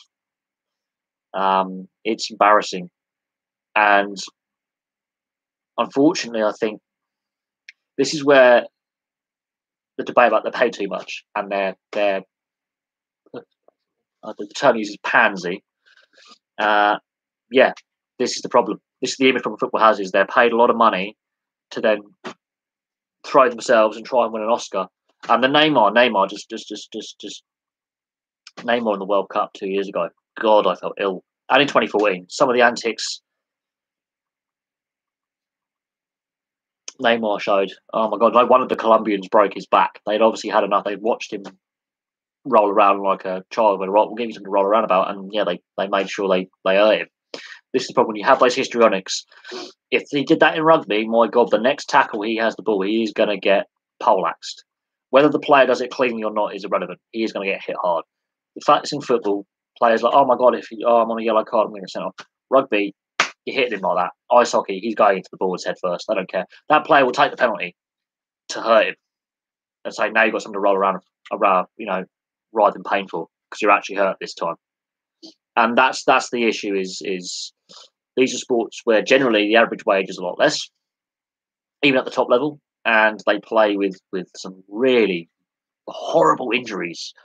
I forget what happened. I think it was Peter Forsberg who ruptured his spleen and he was playing a few weeks later. Malarchuk had his neck split open for the Buffalo Sabres in his goalie in the 80s. He was playing within a couple of weeks and he was told he needed 6 months off and he was playing within 2 weeks. And even in the ambulance, he said, can you stitch me up for the third period? I've seen players lose teeth. I've seen one player nearly had his eye taken out. And then a few weeks later, he's playing again. I think tackling's going out the game because players are afraid to tackle, not because they're afraid of injuring the opposition or injuring the opposition players. Players are going to take a dive and cheat.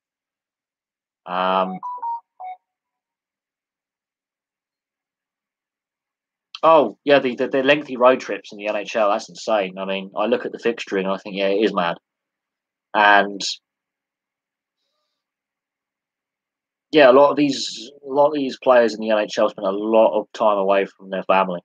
A lot of them spend some of them spend 9 months away from home actually, because their home maybe in Europe or in a different part of Canada or the US, and they spend 9 months away from their friends and family playing. I mean, a lot of them, the league minimum works out at 3 weeks of Neymar's salary is the league minimum, or 2 weeks of Neymar's salary is the league minimum. Neymar will earn the league minimum of the NHL in salary in a month. Let that sink in. Neymar's weekly salary, he could earn what the league minimum is in a month. Just gonna leave that there. That is how, if you work out the average salaries, I think the average salary in the NHL is around 3 million US dollars right now. Neymar will earn that in just a month and a half, about 5-6 weeks.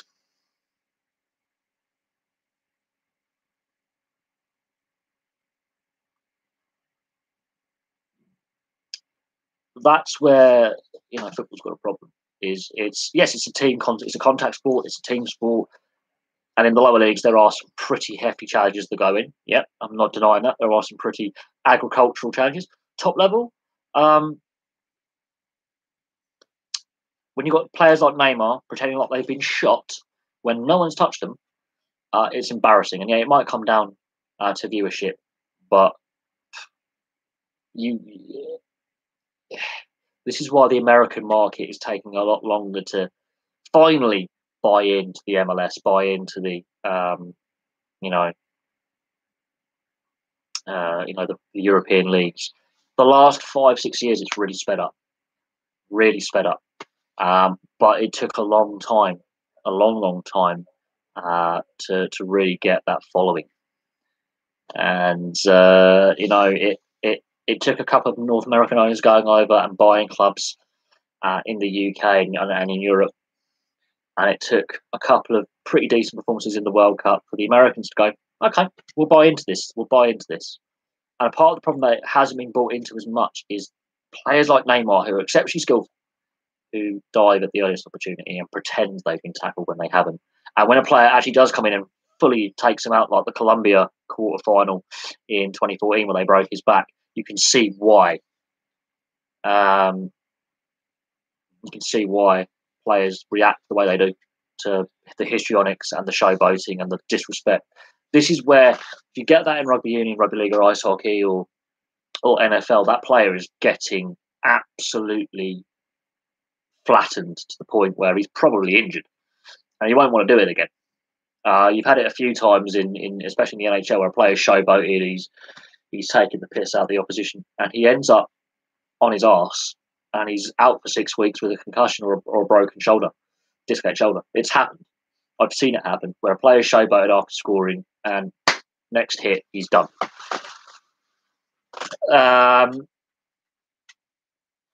Oh yeah. Frankie Bakalik, yeah, he liked hindering players. He took out a Basingstoke player as well, which was actually a clean hit, but because of his history, the league were like, nah, we're going to ban you. You're not playing in this league ever again.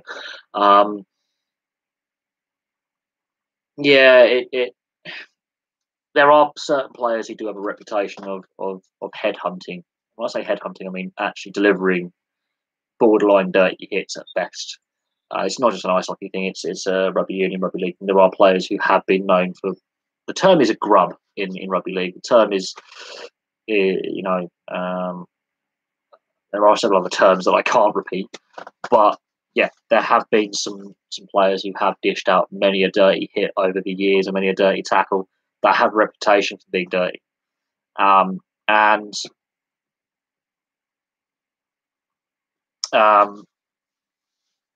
they regularly have that. Then they have that moniker, even if they start cleaning up their game and they have that, you're a dirty player. So officials look at them going, oh, I've suspended you before. I've sent you off before. I've thrown you out of the game before. I'm going to look at you and everything you do. I think oh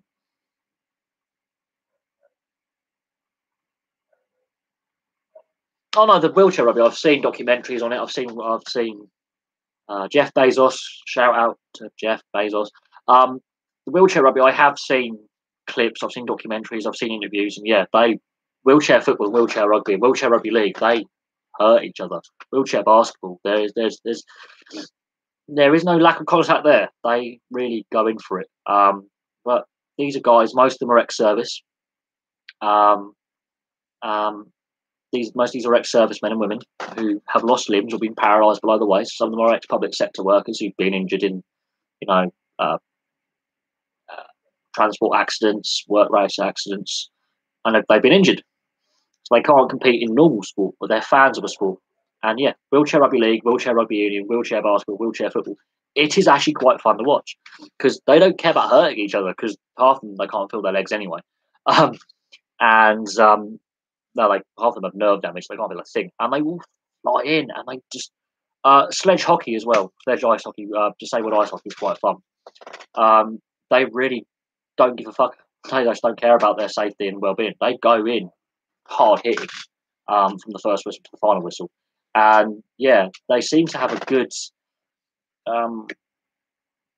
morale. And this is Paralympic sport, but they seem to enjoy what they're doing, and they seem to want to grow the sport and they need more funding as well.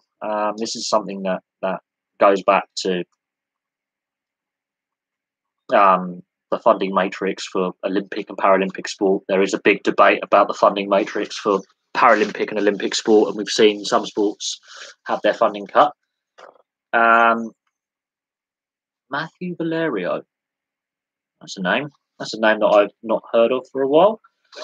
I've heard of the name of Matthew Valerio, but I've never actually seen him play. Doesn't mean he wasn't a good player. There's so many players who've played the game and played sports that you can't keep up with them all. There's been some underrated players who've gone under the radar who, reasonably well known, and there's others that have been overshadowed by your Pelés and your Messis and your Ronaldos, both the original Ronaldo and Cristiano, that were brilliant players in their time. People forget about them. But you look at some of the teams from the 80s and the 90s and the 2000s that played European Cup football and things like that. Jesus, there were some superstars on these teams that now people go, who's that? Who are you talking about? And you have to explain what this player did. And this is why I do like player histories and team histories, because there are some there have been some really great players in various sports. The no offside rule. There was an offside rule when Pele played, by the way. There was an offside rule. It just was a different interpretation of the offside rule. But Pele's an interesting one because you have to look at the peak of his career between 58? I think it was 58 and 1970. That's the period of his career you have to look at. He's the youngest player to win the World Cup. He's the youngest player to score in a World Cup final. He played in, 1, 2, 3, 4 consecutive World Cups. And no, he didn't play professionally in Europe, and that's the difference. The really great South American teams, players were all pretty much, for the most part, based in South America. There'd be the odd player allowed to go over to Europe because there was a lot of political instability at the time, and a lot of rules placed. If you played overseas, you can't represent the country. Pele didn't play in Europe professionally. He didn't play club football in Europe at all. And the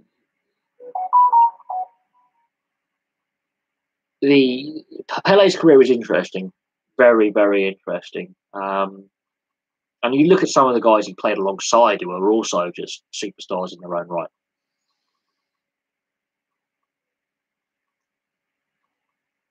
You look at like you got Rivellino, Tostao, Paulo Cesar, Gerson, Carlos Alberto. You look at that Brazil side of 1970. Any one of them could have been the world's greatest player. It just so happened that Pele was the best.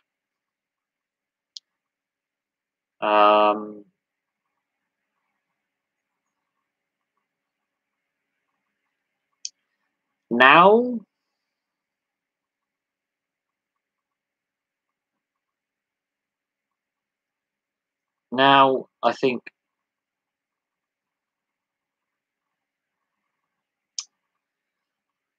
now, yeah, the quality of football and you won't see the likes of a Pele or a Mario Kempes or a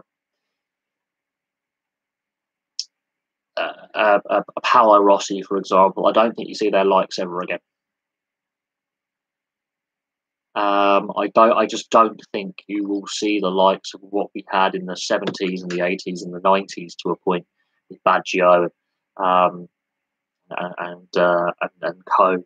But I think by the time the mid 90s, right over like the Henrik Larssons and the Carnus and the JJ Okochas and the Roger Millers and all that, from the lesser nations breaking through into the especially the African nations, I think at that point football had peaked.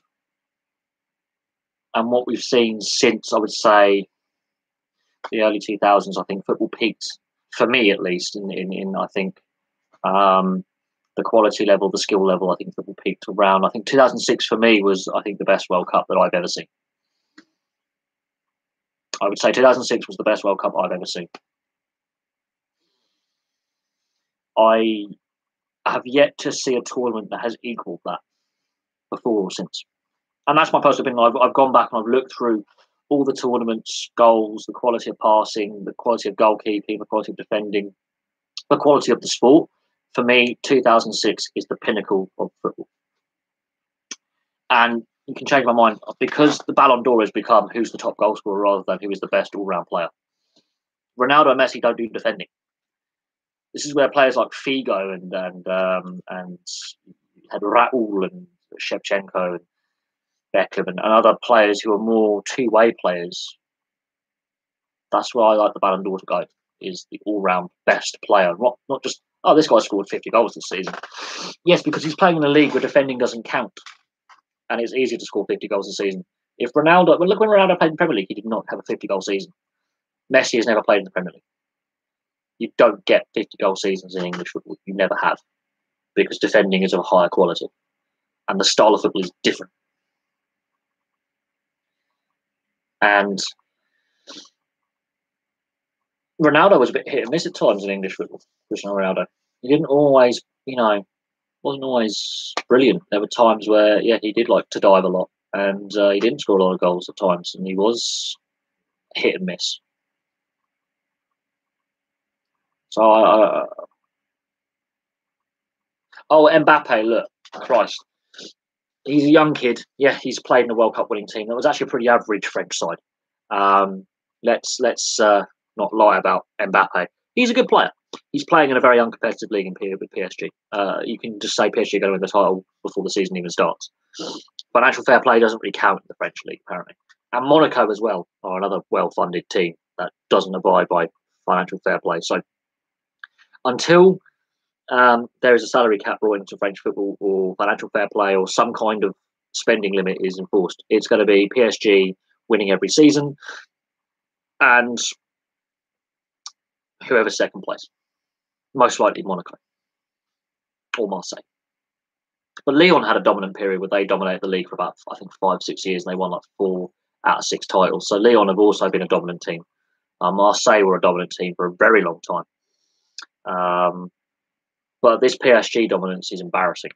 It's not like the rest of the league isn't competitive with each other. It is. The rest of the league is very competitive, but it's the gap between a very competitive second to 18th and first.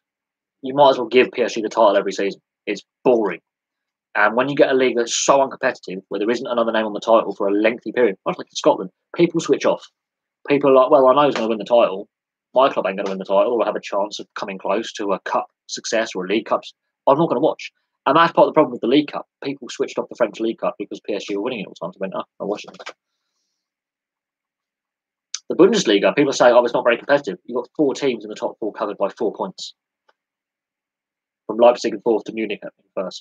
4 points cover the top 4 right now, as I'm recording this live stream in the Bundesliga. Premier League, Liverpool are 20 odd points clear. Like, it's just insane.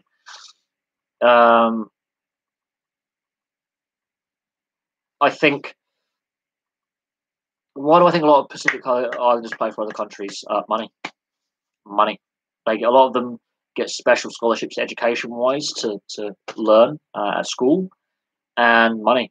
You'll see a Pacific Islander go over to Europe or Australia, New Zealand, and he'll bring his family with him, and then he'll have a brother who's playing, and he'll bring his brother over. He'll tell his brother, "Hey, look, we can have the same agent. He can get you a contract with another club." Brother comes over, brings family with him. Hence why Faletau and the Vunipolas are cousins. They're cousins through their mothers, I think. They've come over and played. Their parents came over, played. So they're.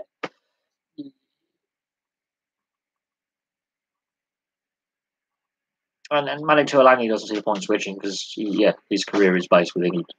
If it wasn't for England, I don't think he has nearly as many international appearances. If he chose Samoa, he doesn't get selected as much, doesn't get paid as much.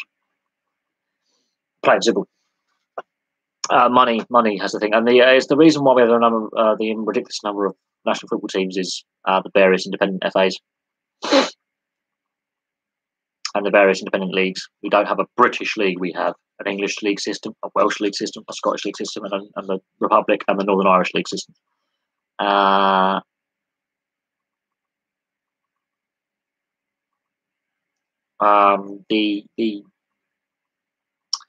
I watch much football? The debate about TV rights is still going to be ongoing, and since the Champions League and Europa League got taken off free-to-air TV, viewership's dropped in that as well. BT Sport, I think, have been very cheeky in how they've got the rights, and there were complaints from Sky and ITV, and it was a good system that had worked for many years with the free-to-air channels having joint rights with Sky when it came to European club competition, be it the Cup Winners' Cup, which got scrapped, the UEFA Cup, which became the Europa League, and the Champions League. It was a very good system they had in place with TV. Salanoa, that's been mentioned. Yeah, there's this American prop who's come over to Ireland to play, and he's planning on switching allegiance. I personally think that's not right. He's got no connection. It's not as if he's an Irish American from Boston, for example, who's got parents from Ireland or grandparents from Ireland, so therefore he's automatically eligible for selection. He's an American Samoan from Hawaii. He's an Hawaiian. That in itself is this is where the international selection rules need to be sorted out, because it becomes a joke, absolute joke, and the image just doesn't work. It makes no sense. The guy has got no connection to Ireland whatsoever. He's only gone there because he can get paid more. Yep. And he's more likely to have an international career. It's just money. This is where rugby could go the same way as football, in the sense that greed runs the sport rather than the fans and the sport, run itself. And we know that Augustine Pichot, when he said, we need to look at the sports finances, we need to look at the structuring, because it's unsustainable. This is where it becomes unsustainable, when you're paying players to become mercenaries, because either you're not developing enough homegrown talent. On Munster here, where's the production line of talent? Why are you importing a player from the other side of the world who's got no connection to this country? This is where you have to look at the Irish Federation and go, the Irish Union, and go, so you're importing players because you're not producing enough talent to keep yourselves at the top level. Surely all that success Ireland have had before they were importing talent should be a sign, hey, you've got a talent pool here, you've got a production line, you were clearly inspiring young men to take up the sport, young women to take up the sport, because you've been a successful national team, both men's and women's, to a certain extent. When you get to knockout stages, you win the Six Nations a lot.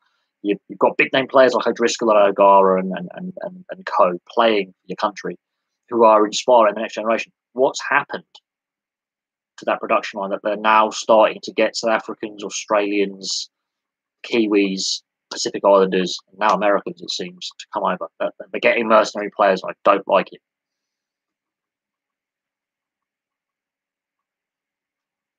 Yeah, I mean, on the Samoa side of things, at the moment, yeah, not a lot of them are born and bred in Samoa anymore. They're second generation, or that they've not lived in Samoa for a long time. The situation's there. Rugby unions at a crossroads.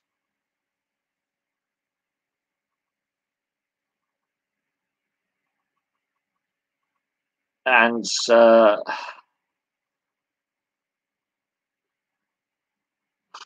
I think, yeah,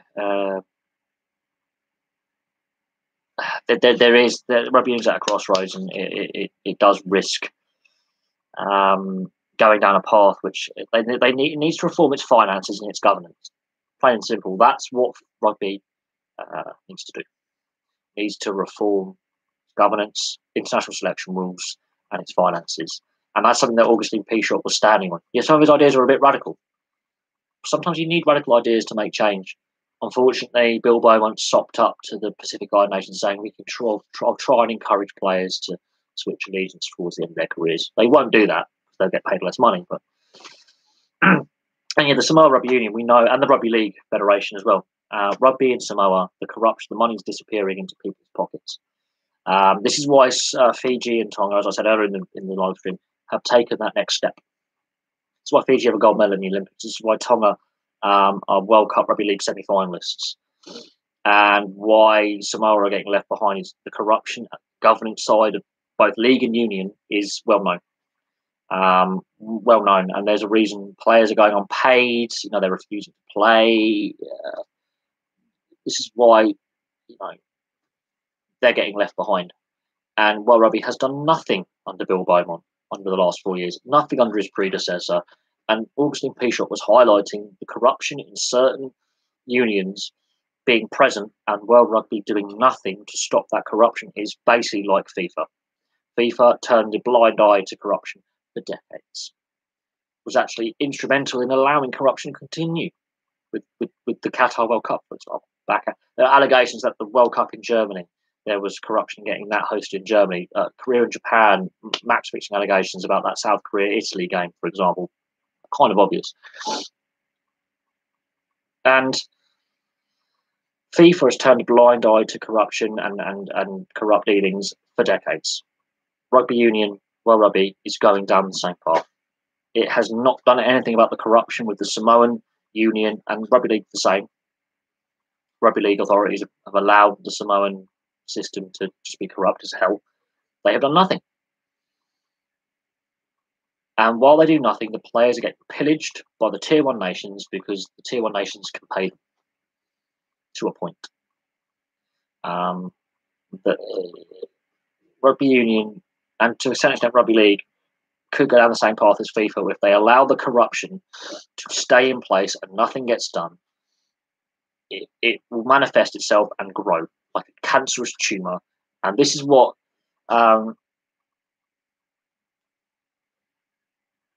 Nigeria. I mean, there were issues with the Ghanaian Federation paying their players. They were at the last World Cup. They said, we'll refuse to play. So they then flew out a plane with cash. They paid them in cash at the World Cup for a couple of years ago because the Ghanaians were basically saying, well, we won't play there. It was either at the Brazil World Cup or the World Cup in Russia where the Ghanaians were like, or the Nigerians were like, we're not going to play unless you pay us our wages or our owed money. So they just flew out a plane load of cash. They somehow managed to get the money together and they went, right, we'll pay you actually in cash. So they would play. That's happened before.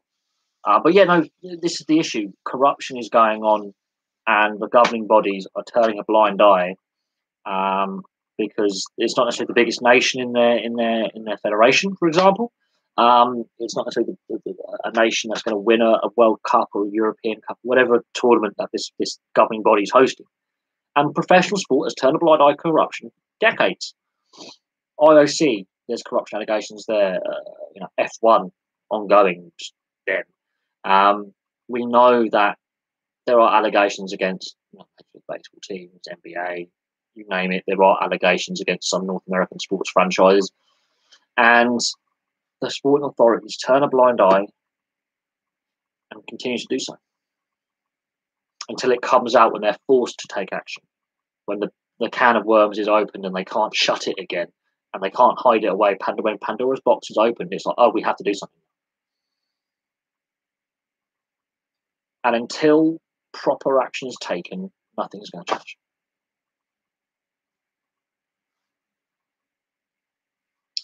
Nothing will change unless the change comes from the top.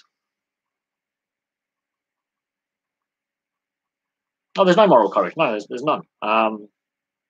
This is how the Qatar World Cup comes about: is money. You're offering us a lot more money than some of the other bids. We'll take it. This is what FIFA basically did. They admitted, members of FIFA admitted, Qatar bribed us more than other countries. And the English bid for 2018 and 2022, they had a budget set aside for bribery. They have admitted, this is what I find really funny. The English FA admitted we had a bribery budget. It just wasn't enough. We couldn't bribe enough people. And I'm thinking, Greg Dyke, why are you admitting this? Greg Dyke, who was then FA chairman, who was also, I think, chairman of ITV at some point, and the BBC, admitted, and this was funny, he admitted we had a budget for corrupt payments. It wasn't enough. We had set aside some money to bribe people. It wasn't enough. Qatar and Russia bribed more people than we did. We did not have enough money to pay enough bribes. Okay. So, yeah, the FA admitted that part of their bidding process was to bribe people. And,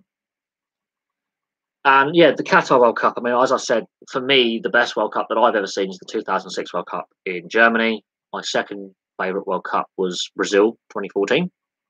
Third favourite is France, 98. 2 years ago in Russia, I think, comes after France, 98, because of the VAR. I just think it's here to stay, but I'm not 100% sold. Do I think the World Cup in 2022 will be the worst ever? I don't think it'll be even as good as the Russia World Cup. The Russia World Cup was actually quite good. The players adapted well to the conditions, the heat, and the time zone differences. The VAR, I think, held it back a little bit for me. But some of the play was brilliant. Some of the goals were brilliant. Some of the goalkeeping was brilliant. You know, the quality of play, apart from the VAR side of things, was pretty good. But I don't think it compares with 2006 or 2014 or 98 for me. I think they were better World Cups for the quality of goalkeeping, the quality of defending, the quality of goal scoring. That is personal for me. Everyone's got their own personal favourite tournament. I don't think Qatar gets even close to that. Not even on the same page. And of course, the USA, Canada, and Mexico have the World Cup after Qatar, so 5 years' time. And that'll be an expanded World Cup. I think it will be interesting to see how that plays out.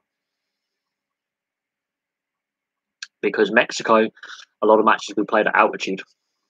Mexico City and Guadalajara, so the Azteca, that's at altitude. That's a quite high altitude. That's about the Alps altitude minimum. That and the heat, God. We saw if you read back and you read the match reports of 1970 and 1986, the heat and the altitude damn near killed players. And 2022, yeah, I can see lots of match fixing allegations. And FIFA, it's FIFA's World Cup, not football's World Cup. If Qatar don't get out the group stage, I'll be highly surprised. I'll be highly surprised if Qatar don't get out the group stage. Not because they're a good footballing nation, but because of bribery and corruption.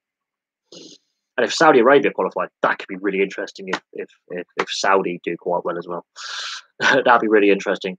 But no, if Qatar do really well, I will be like, okay, this is a bit fixed. I can see it like South Africa. West Africa were half decent, but you could tell they were not in the same class as the rest of their group. They didn't get out of the group. If Qatar get out of their group, I will be amazed. Russia, they actually had a pretty decent World Cup. They played pretty decently. They played as a team. Qatar, they're not on the same level as Russia. Russia have some pedigree with some footballing history. Qatar don't.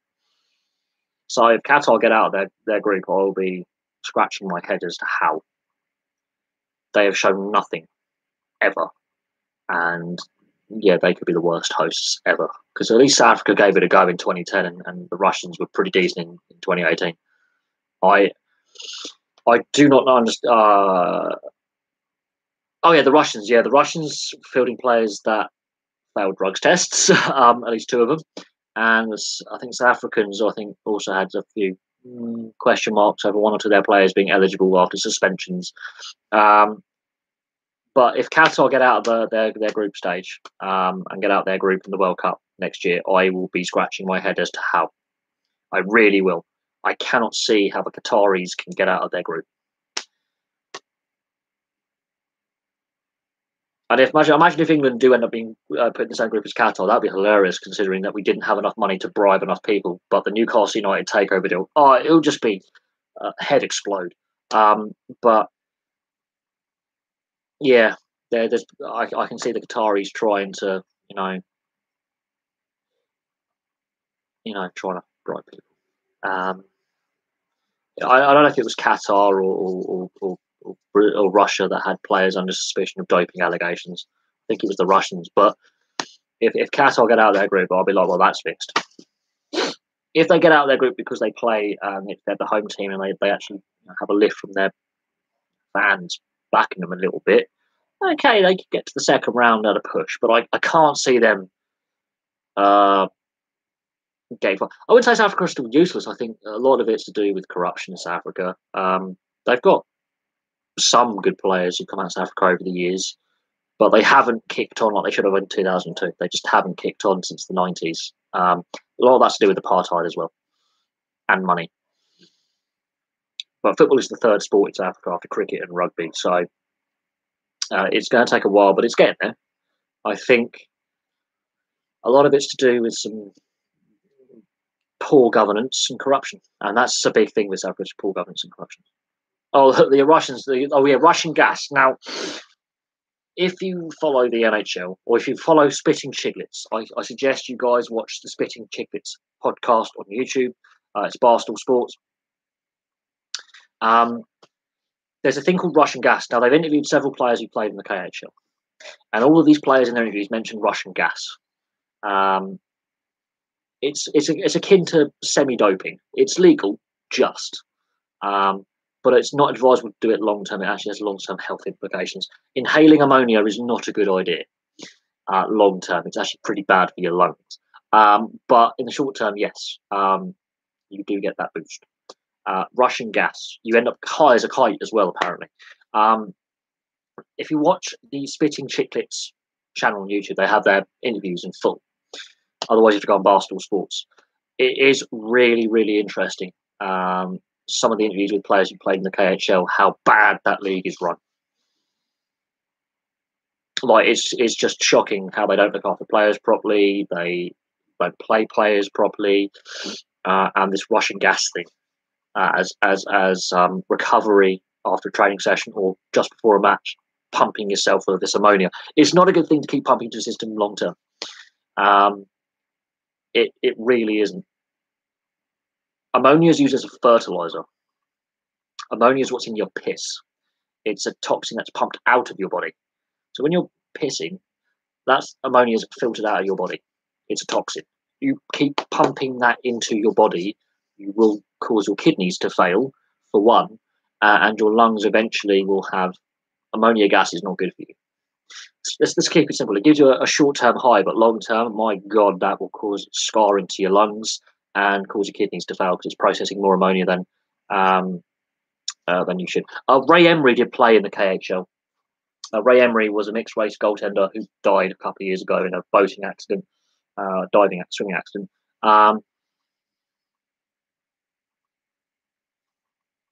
Ray Emery did have a famous punch-up with an equipment manager in the KHL. He beat the crap out of an equipment manager behind the bench, knocked him senseless. There is an issue with players of colour playing in Russia. Doesn't matter what the sport. There is an issue with racism. The Russian World Cup, they did quite well to cover that up, but no, it's a known thing, especially at club level. There is an issue. I mean, Zenit St. Petersburg very famously said, if you sign that player, he's not our insert racist word. He's they had a protest about them signing a black player. So yeah, that is a problem. It's an ongoing issue. And it hasn't gone away. It won't go away. In football in South Africa, or soccer as it's called in South Africa, it's mostly a working class sport for the black community, whereas cricket and rugby is for all communities. So if you're a talented black athlete and you go to school, you're going to be able to play cricket or rugby union. If you are a talented black athlete but don't go to posh school and you just go to the standard state education, you're going to play football. Very few white players play football in South Africa. There are some, but not many. A few mixed race players play football in South Africa. Again, some, not many. It's an exception rather than the rule, but it's also a social thing. Football is more working class black communities. So Soweto will play football. Cricket and rugby is everyone else. It's a social thing, but in South Africa, sport is religion. So it will eventually the social side of things, where sport is religion. We have won World Cups in the other two, and we've hosted World Cups in all three tournaments, in all three sports. It will come to a point where they go, there's a reason why we're good at these sports. There's a reason why we've hosted World Cups. The investment will come, and the interest will come. It needs a superstar player to come along, and when that happens, South Africa will buy it. They've bought into every other sport that they're good at. It's to do with how things are socially. There's a social barrier there. It's seen as not a white man's game, and the white man is where the money is in South Africa. So when you get a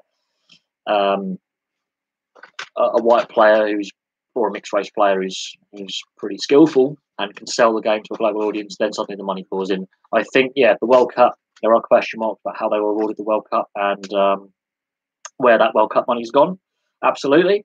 But you could argue that about a lot of countries who've hosted tournaments. Where's the money gone? Like the Athens Olympics, they made a loss before they even started the Olympic Games. That Olympics made a loss. 2004. There are venues of the Athens Olympics that are crumbling. So the sporting legacy of a tournament or an Olympic Games, it's something to consider. But the Athens Olympics, there are venues that were used in 2004. The Olympics themselves made a loss for the IOC. They went over budget and they were hemorrhaging money. And venues have just been left to rot 16 years later. They were finishing it on the day of the opening ceremony. They were still finishing off building venues for the Olympics. It was the same with Brazil, Rio in 2016. They were still finishing off venues for the Olympics. It's madness, absolute madness. But anyway, I've been going for like nearly 4 hours now. Crikey, I've been going for 3 hours and 40 minutes. I'm going to call it a day. I'm going to get myself some lunch, and I'm going to go for my afternoon walk and enjoy the pleasant weather that's outside, because we are due some rain at some point. And I'm going to leave that there. Thank you very much for watching. Please place your thoughts below, and I will have, obviously, check out my video lists as well, but I'll have some more videos for you very, very soon. But for now, thank you very much for watching, and goodbye for now.